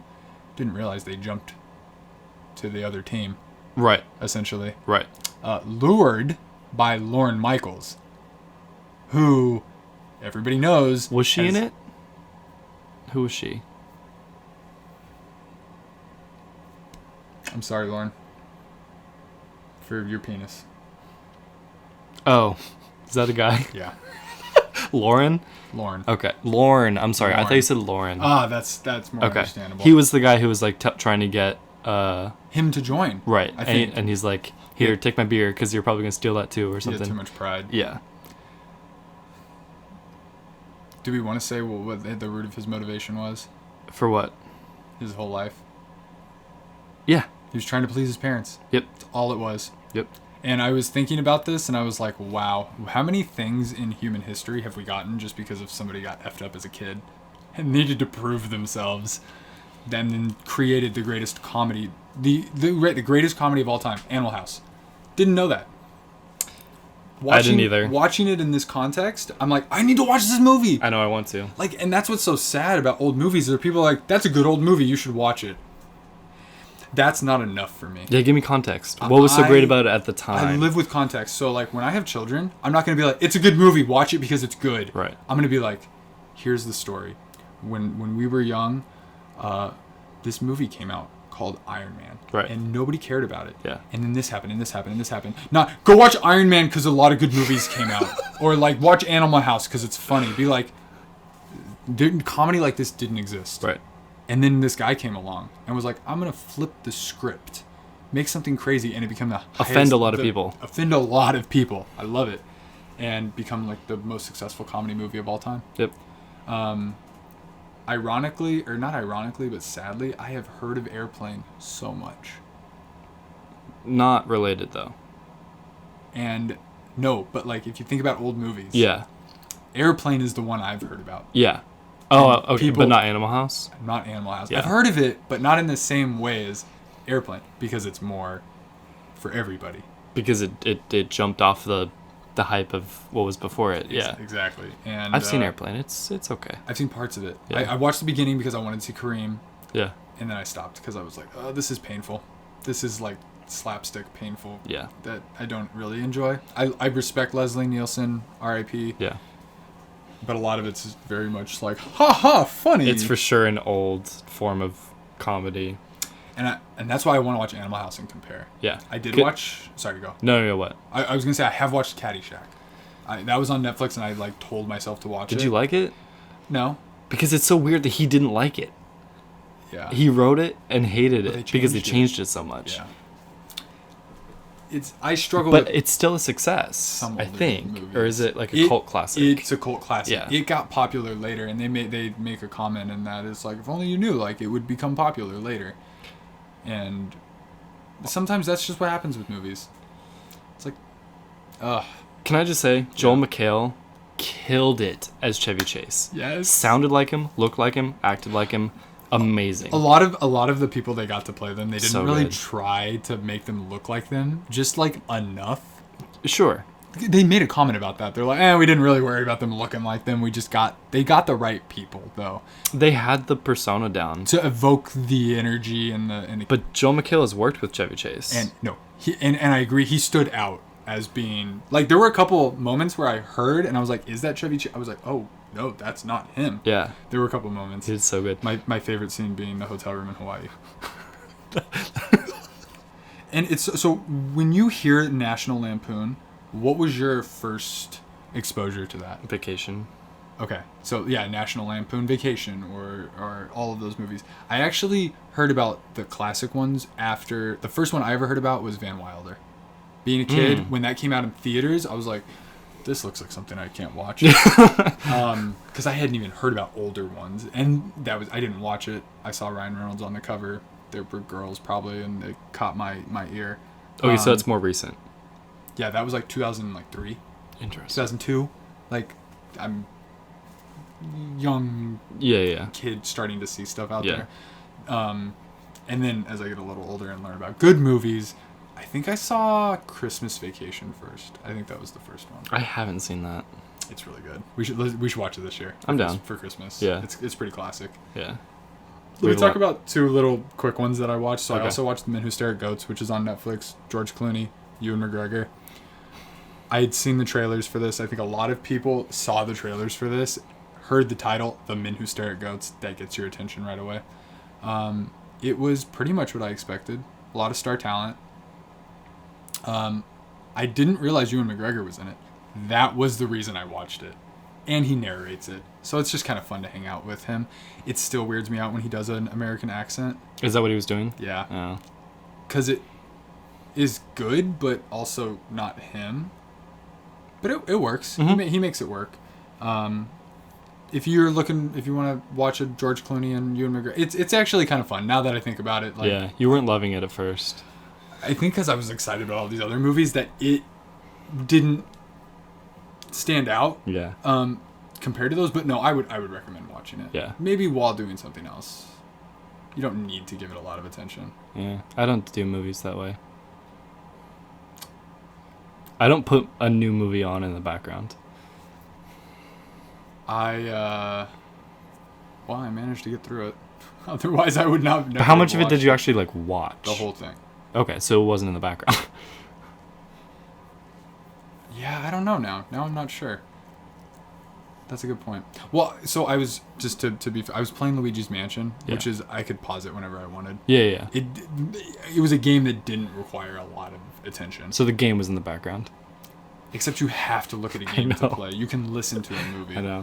And this is going to sound crazy, but I can have two screens in periphery, one being smaller. But I'm with you, and that's why it took me so long to pick one, because I didn't want to watch anything that I wanted to give attention to. Yeah. But I guess, I mean, that's probably something you weren't too invested in, so you're like, whatever. That's why. Yeah. And it at least gets me to start the movie. Sure. So I watched one other thing on HBO that I've had saved, because I was just going through my lists, like, what can I burn? Yeah. 7 Days in Hell. Uh-huh. Have you heard of this? No.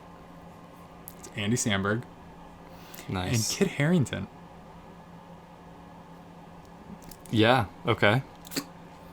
And it's about the longest tennis match ever. Okay, What kind of movie is this? Is this a mockumentary? I love this. It's 42 minutes long. I have to watch this. Andy Samberg. Is it about an actual thing, like an actual event though, or did they make this up? It's made up. Okay. It's one of the most insane things I have ever watched. Okay, don't tell me.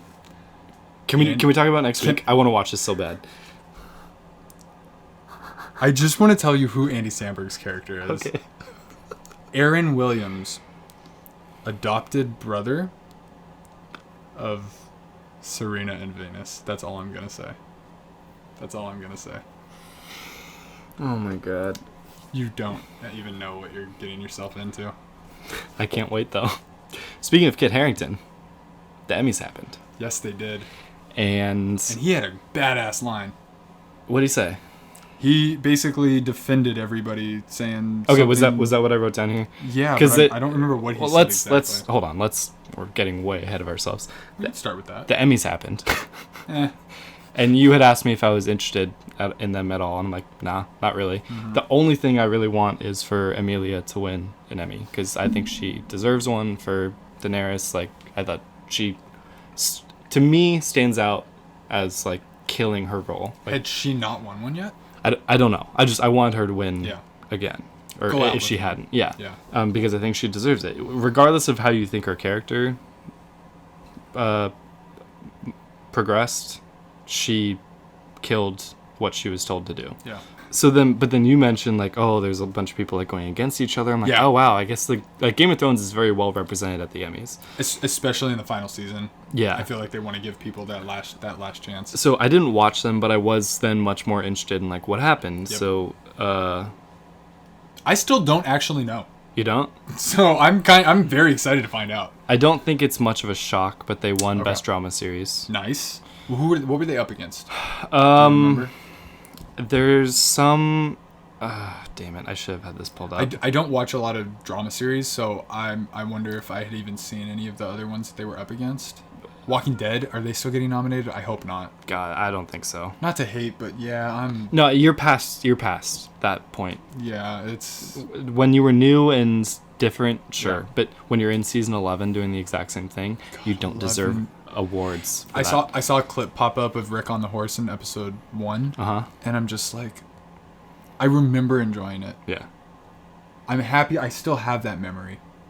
But if I ever watch it, it's not gonna come back. Right. And so I can never watch it again. And they're making 3 movies with him or some insane thing. About The Walking Dead?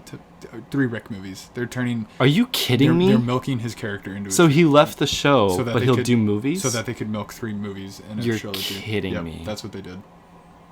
Because they knew they couldn't milk him on the show anymore. It's just obvious, and it's sad. I guess that's what happens when you turn a comic book into a show, though. Yeah.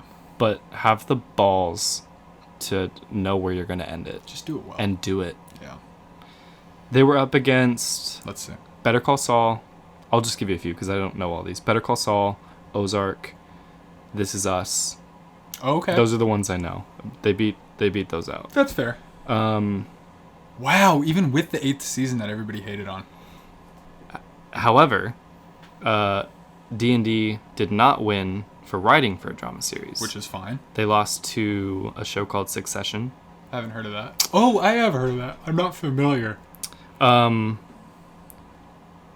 people were up for supporting actor in a drama series from Game of Thrones. Alfie Allen, who I think is... Theon, yeah. Mm-hmm. Nikolai Coster-Waldau. Did I say that right? Jamie. And Peter Dinklage. I don't know who that is. I think he played a horse. No, he was in Elf. He was in Elf. He was the author. Is he up for that role? I think so. That's so weird. I know. It was like a re-release. Wait, he was in Game of Thrones, wasn't he? Yeah, I think so. But he was just like the guy from Infinity War. Yeah, it was like a weird cameo. Yeah. For whatever reason, he was up. Or was his beard up? Or his ponytail. He had a ponytail? Yeah. Oh my god, I love him so much. All jokes aside, Peter Dinklage won his 4th Emmy for playing Tyrion. Tyrion, thank you. I also Tyrion think Lannister. it was a record, I heard. He broke the record for most supporting actor awards. I think it was also his 8th time nominated for the role. So deserving. He was so grateful on that stage. He's like, this is the only place where I feel like I can be this accepted as a person with dwarfism. Like, which is a shame. Yeah. But I'm really happy for him. I also like the way he accepts it, though, too. Like, his character, like, has to go through those same struggles, too, in the show. Which is, I think, why it's so good. It works so well. It really is. There's another character in a movie that I think had a similar effect that we'll talk about later. So then after the Emmys, the entire cast of the show got on a stage and were fielding questions from reporters. Was this during the Emmys? After. Was it still broadcast? It might have still been going on. I don't know. I saw it online. Oh, that's so interesting. It was not on. This was not on TV. Oh, okay. So I guess whatever you saw might have been different then. I didn't see anything. You were talking about something about. I just read that he said something to defend everybody. Okay, so someone asked a question and they're like, how do you deal with like the criticism of the final season, blah blah, like everyone's giving it so much hate and everyone's just looking at each other like, are you gonna take this one, D&D are doing nothing. They're not even looking like who's gonna answer it. They just stand there holding their trophies and you hear Kit in the background. He's like, I'll take it. Literally you can't even see him and he like parts the way and he comes forward and he's like, I've never seen the last season. I haven't seen it. I know how much work went into it. I know how many people worked their asses off to make this thing happen and how many years of work this is the culmination of and blah, blah, blah. Like all like point after point after point after point after point. He's like, this was a masterpiece and this was a feat to make this happen. And I'm proud to be a part of it. And that, before the season or whenever it was, when Peter Dinklage says like, we almost died making this season, I was like, I don't care. I support you guys. I'm not going to be upset or anything. I don't have to like it, but I'm not going to sign a petition to remake it. It is what it is, and that's fine. It even led me to be less upset, though. Sure. Because had I not heard that, I think, and I just was really objectively watched it, I would have probably been more negative. Yeah. But I just cared more about it ending. Endings are hard. Regardless. Whenever. Yeah. Especially when the book hasn't even been finished. And right. George R.R. Martin is like, I'm still nervous about what I'm going to do. I'll write it when I'm dead. And so, I'm not about hating. Mm-mm. Like, criticism's fine, but... Watching that whole thing really made me miss the show. And even the earlier parts of it. And when it was good. Here's the thing. Yeah. It's still there. I know. And you can go back and watch it. So I was going to ask you, do you think you'll ever rewatch it? I do. I can't wait to rewatch it someday. Yeah, I'm with more context too, because I've never rewatched it. Game of Thrones, neither have I watched continuous. I never, like a lot of people are like, before each season I would go back and rewatch it. I can't do that. Besides the first episode, which I watched a few times to initially get into it, that's the only one I've seen multiple times. That's the one I probably have burned into my brain the most. Yeah. And but even that was a long time ago. Yeah. I've seen the entire show since I've seen the first episode. Like, I need to go back and see what it was like back then. I really like season 1. Yeah, me too. Mainly because of Robert Baratheon, played by... I love that actor. Who is he? I know him. I can't think of his name. What else was he in? The first thing I ever saw him in was Jack Frost. Really? He was in the band with Michael Keaton's character. And then when he passed away, he was the one that came over and like babysat and was there sleeping when he was like discovering him. Bobby B. And Addy,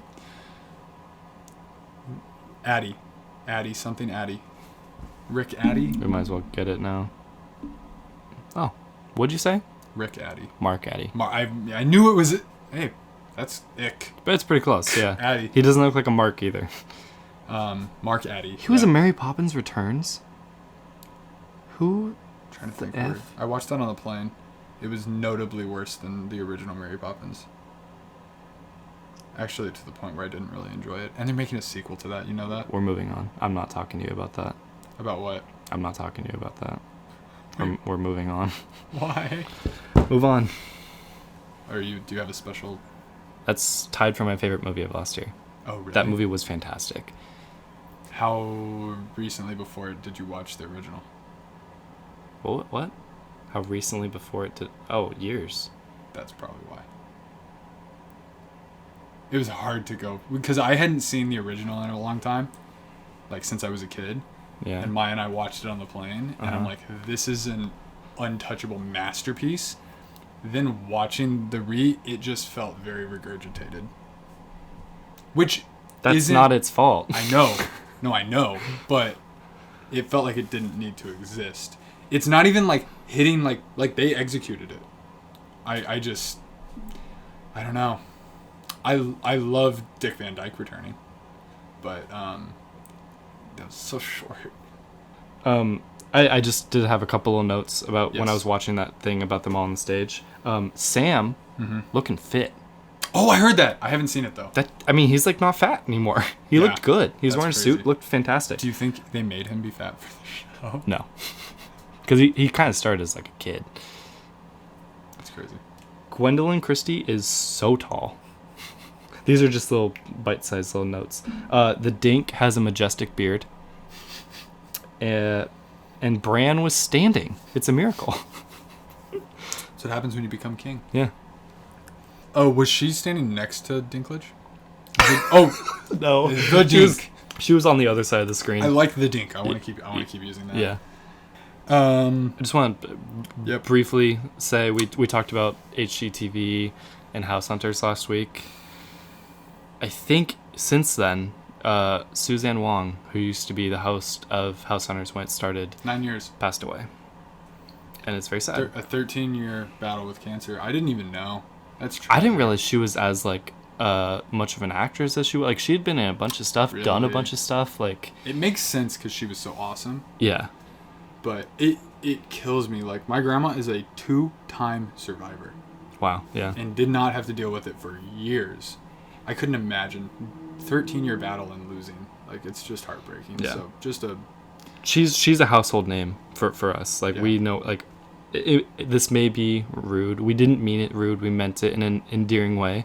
But when she was on the show and you would see her, she talked and she would kind of she would do this. She would wiggle, right? No, we called her Wiggle Wong and but we meant it in a loving way. Like we really liked her a lot, but it was that was her nickname. She just had a happy energy to her. Yeah, for sure. So I rest in peace. Shout out and respect to her for her illustrious career. Yeah.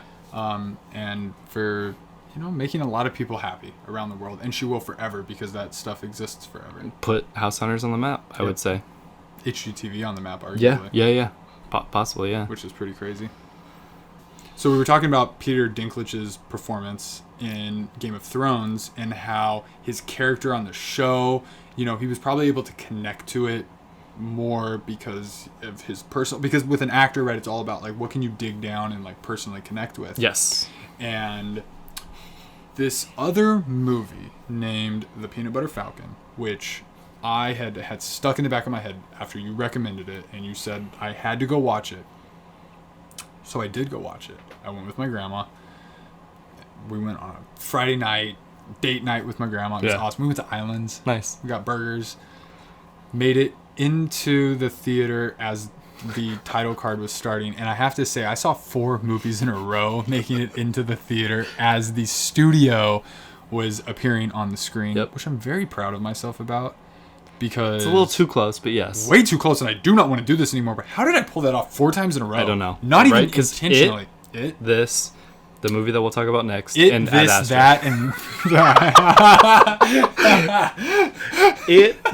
movie we'll talk about next, and a Latin name. Like, what a disaster that was. So yes, it was it, and then Peanut Butter Falcon, and then Once Upon a Time, and then Ad Astra. Yeah. I don't know how we pulled that off, and it's like I kind of feel like a little bit like, yeah, that's right. I know how to go to movies. I know how to do this. We were watching previews I've seen 4 times, even though I've been missing all the previews, so I haven't seen them over and over again. I don't know what's coming out. Yeah. But yes, so I went and saw the Peanut Butter Falcon, and after I saw it, I did watch a interview with Shia, Zach, and Dakota, and learned that this movie was a mirror of his life and his dream. Of Zach's dream? Of Zach's dream. Wait, set up the... Hold on. Can we give the premise manifested first? In a movie. Yeah. The movie being The Peanut Butter Falcon. Yes. Set it up. Uh... You deserve to set this up after you hyped it and recommended it. I'm so happy you saw it. And now I'm recommending it to everybody, Yeah. even some people at work. Yeah. I mentioned it to somebody that mentioned it to somebody else that then saw me and was like, peanut butter. They literally just said, peanut butter Falcon. And I said, yes! Yeah. Like, that. It's anybody Everyone who watches should know. it is going to have that reaction. So, I believe it starts with Zach, right? Yes. Is his name Zach in the movie? It is, right? Okay. Which I love. Yeah. He is a person with Down syndrome who is living in a retirement home. We don't know why, but he's there. We see a few breakout attempts of him trying to get away, and Dakota Johnson is kind of like his handler. Yes. She's like covering. She's making sure she works there. Yeah. And you can tell that she has a special they've got soft spot for him. Yes, exactly. But you get to know him a little bit. He's like, I don't want to be here. I want to be a professional wrestler. Yeah. Right? He keeps watching this tape over and over and over again. Sweetwater Redneck. Of his favorite wrestler, Sweetwater Redneck. Oh, God. Saltwater Redneck. Saltwater Redneck. Yes. He has a roommate who's like this old guy, but you can tell they're good friends. One of my favorite characters. He's so good. I love him. And he's a somebody. I've seen him before, for sure. He was a big deal. I don't know him personally. Yeah. But. So they set his character up. Shia is kind of a wayward.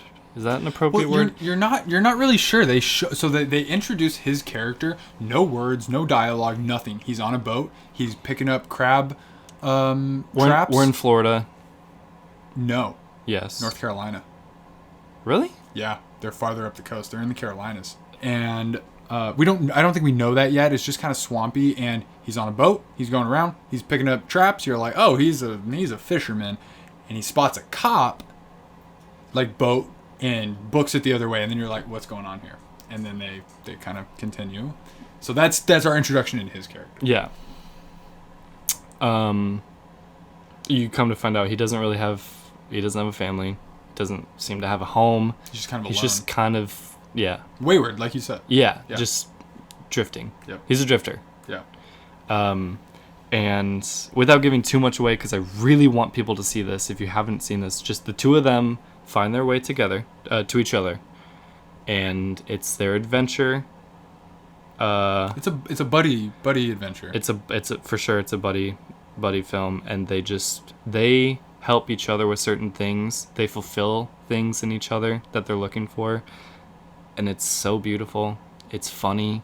It's sweet. So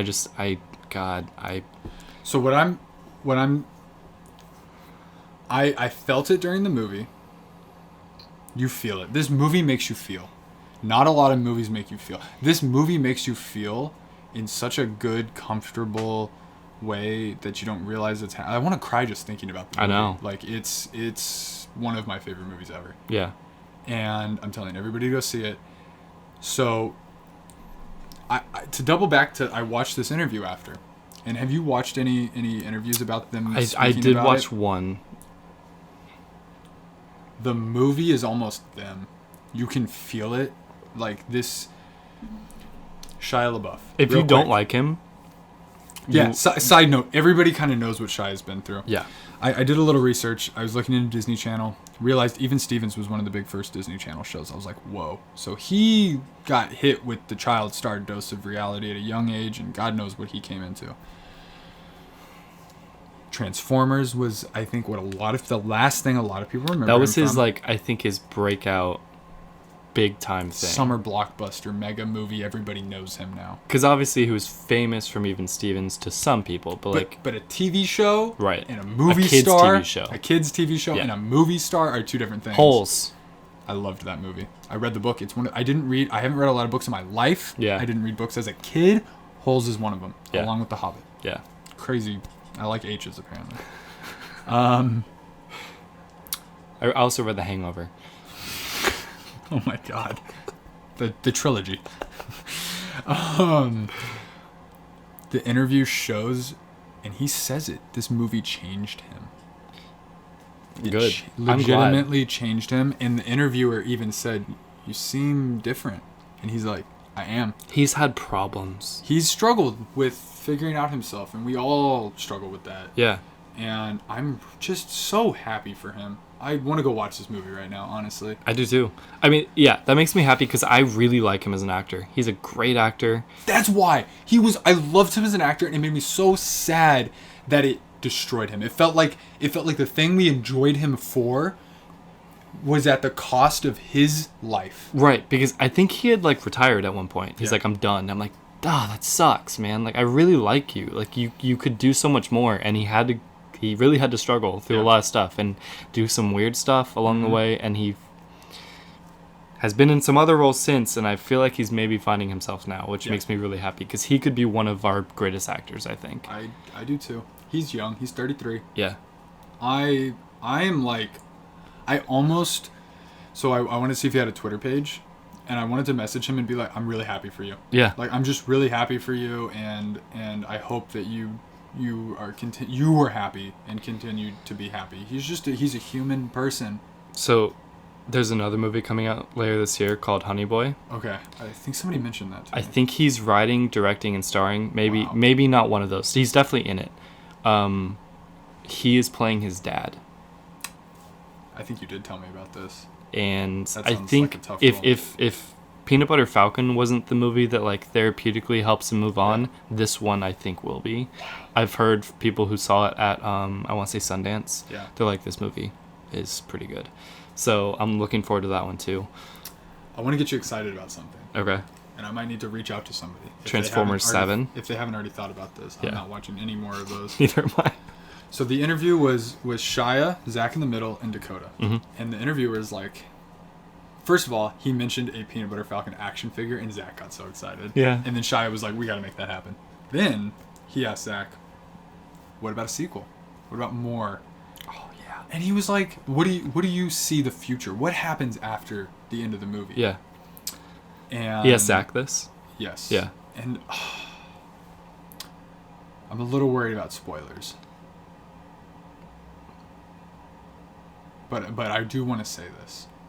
Skip forward 20 seconds if you don't want to hear. This will be quick. Yeah. So it ends with them going off to Florida and they get to be together. He asked Zach and he's like, I just want them to be together. Yeah. And I was like, oh my God, that's the sequel. They're together as a family. They have found love. It's him finding love.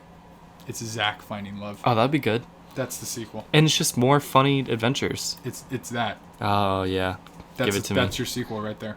And it's also more impactful of like showing like people like that can find love. Yeah. So I need to reach out to somebody to make that movie. I don't want to, but like I want to. He was so good too cuz he wasn't acting. Yeah. Well, he was. Oh, no, I'm sure. I'm not like discrediting his acting ability, but like he didn't it felt so real. You know, you're a great actor when it doesn't look like you're acting. Yeah. And there's something about what he has that just lets him be able to just melt into the role, which was so cool. It was incredible. He was so good and so funny. I just man. So you probably know this, but so like this movie is a representation of his life. Yeah. You know, his desire to be a wrestler. Yeah. This movie was his desire to be an actor. It's so good. It's beautiful. I love it. It's just beautiful. I'm so happy you saw it. So I saw that and I said, oh yeah, that's my favorite movie of the year. Endgame came out this year. Yeah. And I love that movie. Do you remember when you said that? Do you remember when I was saying like this or that might be my favorite movie? You're like, do you know what else came out this year? Endgame. I'm like, oh yeah, okay, yeah. Yeah. You're like, oh, you're one of those people. I'm like, yeah. So Peanut Butter Falcon was an hour and a half. Yeah. This other guy made a 3-hour movie that I was afraid to go see for multiple reasons. I'm not a fan of violence and gore. Mm-hmm. And a 3-hour movie can go two directions. A slog, bore. I have to say, Endgame kind of proved as long as it's solid, you're going to be engaged. Oh, they had enough of a track record that it could have been 5 hours and I was down. Exactly. Star Wars is like that. I don't care how long it is. But I'll see it. Quentin Tarantino's 8th film, yes. Once Upon a Time in Hollywood, I wasn't... 9th film.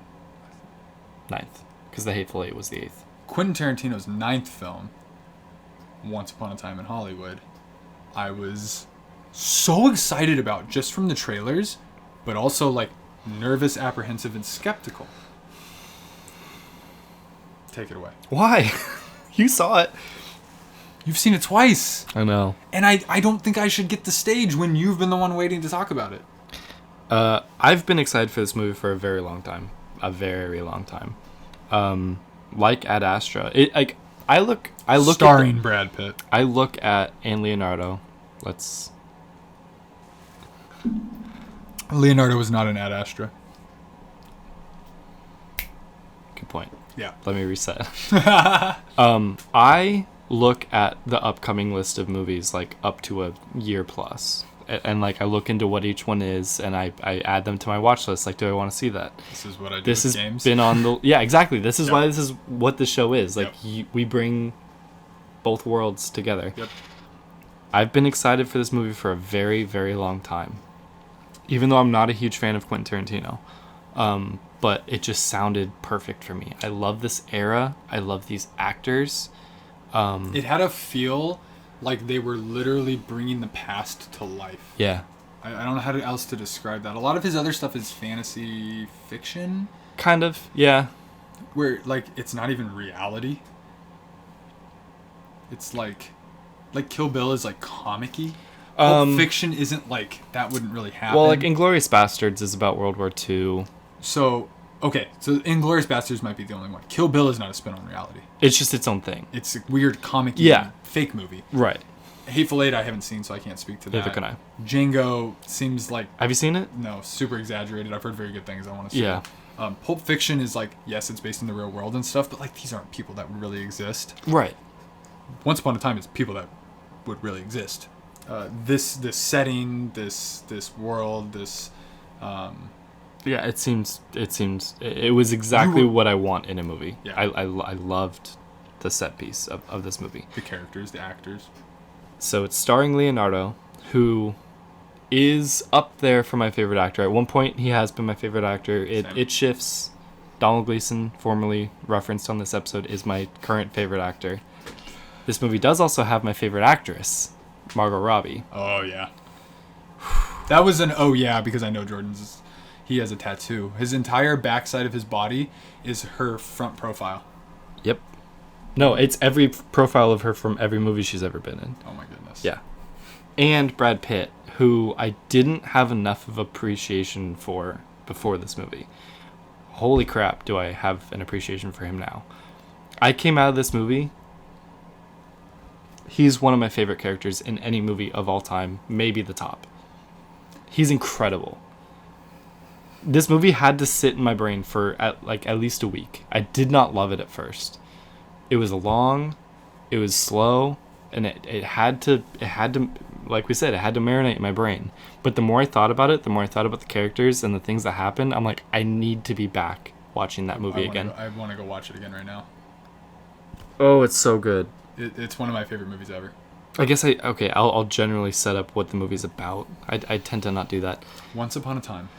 In Hollywood, Rick Dalton, played by Leonardo DiCaprio, is a washed-up actor trying to find his way in the TV world, and his stuntman, Cliff Booth, is his loyal friend. They're side by side every single day. Cliff drives him to work. He works on his house. He does things that no person should do for a person every single day. With no shirt, and it was beautiful. So I saw this with a friend of mine, female friend of mine, Ooh. who was like, Brad's not that hot anymore. Before? Yeah. Okay. And then he took his shirt off, and she's like, okay, yeah, he's still pretty hot. He looks incredible. I don't even know how old he is. He looks amazing. God, I just, okay, yeah. Okay, there's no plot to this movie. I guess that's why I'm struggling to set up what it's about. There isn't a plot. You're just living in this 1 year. The plot is about with some real people and some fake people and how they kind of intermingle, and it has a culmination, and it's just perfect. I would say the plot of this movie is the current state of life of Rick Dalton and Cliff Booth. Yeah, but that's not a plot. A plot is something that you're driving towards. That would like a thesis, like a goal. Like, what is it that we're... This movie doesn't have a plot. In that sense, no. Yeah, you're right. It's a slice of life I agree. that happens to end with the event that it ends with. Yep. That's all I'll say. But you're just living with these people. It's great. It's so great. It really is. I really don't want to say too much because I just want you to enjoy it and experience it. That's it. That's just. So how'd you feel? No, you can talk because I've seen it. I saw it a second time at Tarantino's theater, the New Beverly. Like, I've seen it a lot. I want to hear what you thought about it. I went in with no expectations because I knew it was going to be long. And so I knew it was something I had to just kind of absorb. And so I sat down with my pretzel bites and not rushed, not anxious, just living in a moment. Like, it's hard to describe. And from what little I had seen, I knew the world building was going to be so good that you could get absorbed into this movie. And I lost track of time. I didn't look at my watch. I didn't want to know what time it was. I just wanted to look at the screen and be with these people and feel this world that we didn't grow up in, that we didn't get to experience, but this place that we live now. LA, Los Angeles, and Hollywood, and recognizable things. And it's just, I being a history buff, I love this kind of stuff. I guess it's fair to say it's in the era of the Mansons. It's when the Mansons are out there. No, that's known. Yeah, like, yeah. This movie is people talked about it beforehand and may have told me, like, this movie is about the Manson murders. And, you know, you watch it and interpret that how you want. That's not a secret. Like, they show him in the movie, but I guarantee you, don't judge this before you watch this movie. Go into it with an open mind, and just take it in. And Tarantino delivers. That's really all I have to say. Is he delivers tenfold, and I'm excited for the Oscars. Yep. I am so excited for the Oscars. I would bet so much money that this has to at least be nominated for Best Picture, right? If not winning. My guess is it wins. I will be so happy. Does he have one? Because that'll be I don't think so. Let me look that up. He deserves to win an Oscar for this movie. Definitely not a Is Pulp Fiction a Best Picture movie? This is a movie that excels in cinematography. Oh my god, it's so gorgeous. Screenplay, acting. Both Leo and music, Brad Pitt sound effects need to be up for Best Actor and Best Supporting Actor, and both deserve to win. And who is who? Which is which? Rick Dalton should be leading. Is leading. It's Leo. Yeah. And Cliff Booth is the supporting. Dude, I will die if they could both. If they double. Oh my god. I really want it to happen. They really. Okay. I see a lot of movies. I obviously don't see every movie, but from what I've seen, 100% these are the front runners. I want to capitalize on this exact moment right now. Don't look at anything, because I don't know if you've considered it, but I need to own a Rick Dalton and Cliff Booth pop. They don't exist. Not yet. They might, yeah. No, I've been talking to somebody about this. At Who? work. I was talking to Brandon about it. Uh-huh. And he did the research for me. I'm normally the one doing the research. Yeah. He did the research. There's Pulp Fiction. There's Yeah. Kill Bill. There's Hateful Eight. Oh, they're gonna make Once Upon a Time in Hollywood. There's pops. Hateful Eight. Yeah. Interesting. Which is the newest ones, and they look like new pops. Which that was what confirmed for me. There will be Rick Dalton and Cliff Booth. Pops. I will buy every single pop for this movie. Yep. Everyone. I really just want Hawaiian shirt Cliff. Yep. And Cowboy Rick. Those are the two. Those are the two that I want. He's so good. He's so good. That's some of the greatest acting I've ever seen in my whole entire life. God. Oh, it gives me chills. Take us out. We had a lot to talk about today. Yes, we did. I apologize for running long. We've been running longer and longer every week, but we have just more and more to talk about. And if you're enjoying what we're talking about, if you want to support us, please consider checking us out on Patreon. We have a goal that we're trying to meet, a Founding Rebels goal. If you want to be one of the first 24 people to be a part of that group, you will forever be cemented as one of our core elite group. And we'll listen to you if you have any feedback. Yeah, absolutely. And you can also give us some money to get some bonus content. We have bonus episodes with extra cutout scenes, bloopers, stuff like that. If you're watching, you can listen to us on your favorite podcast streaming services. If you're listening, you can watch us on YouTube. But my name is Jordan. And my name is Ethan. We are the Huber Rebels. Until next time. Welcome to the Rebellion. To the stars. One more thing. Okay, Steve. One more thing. Okay. I've always wanted to have a one more thing. Uh-huh. Oh, no. Oh, yeah, that is a big bag.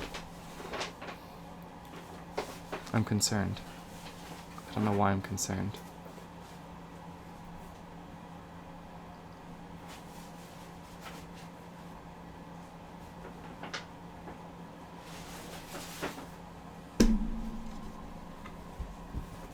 Oh, what?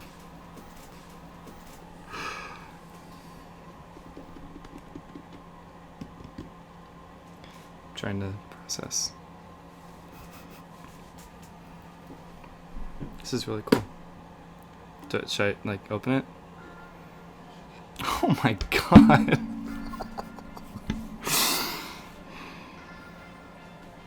What do I say? It's a question. It's a question. I was popped a question. And the answer is undoubtedly yes. I will be your best man. Oh my god.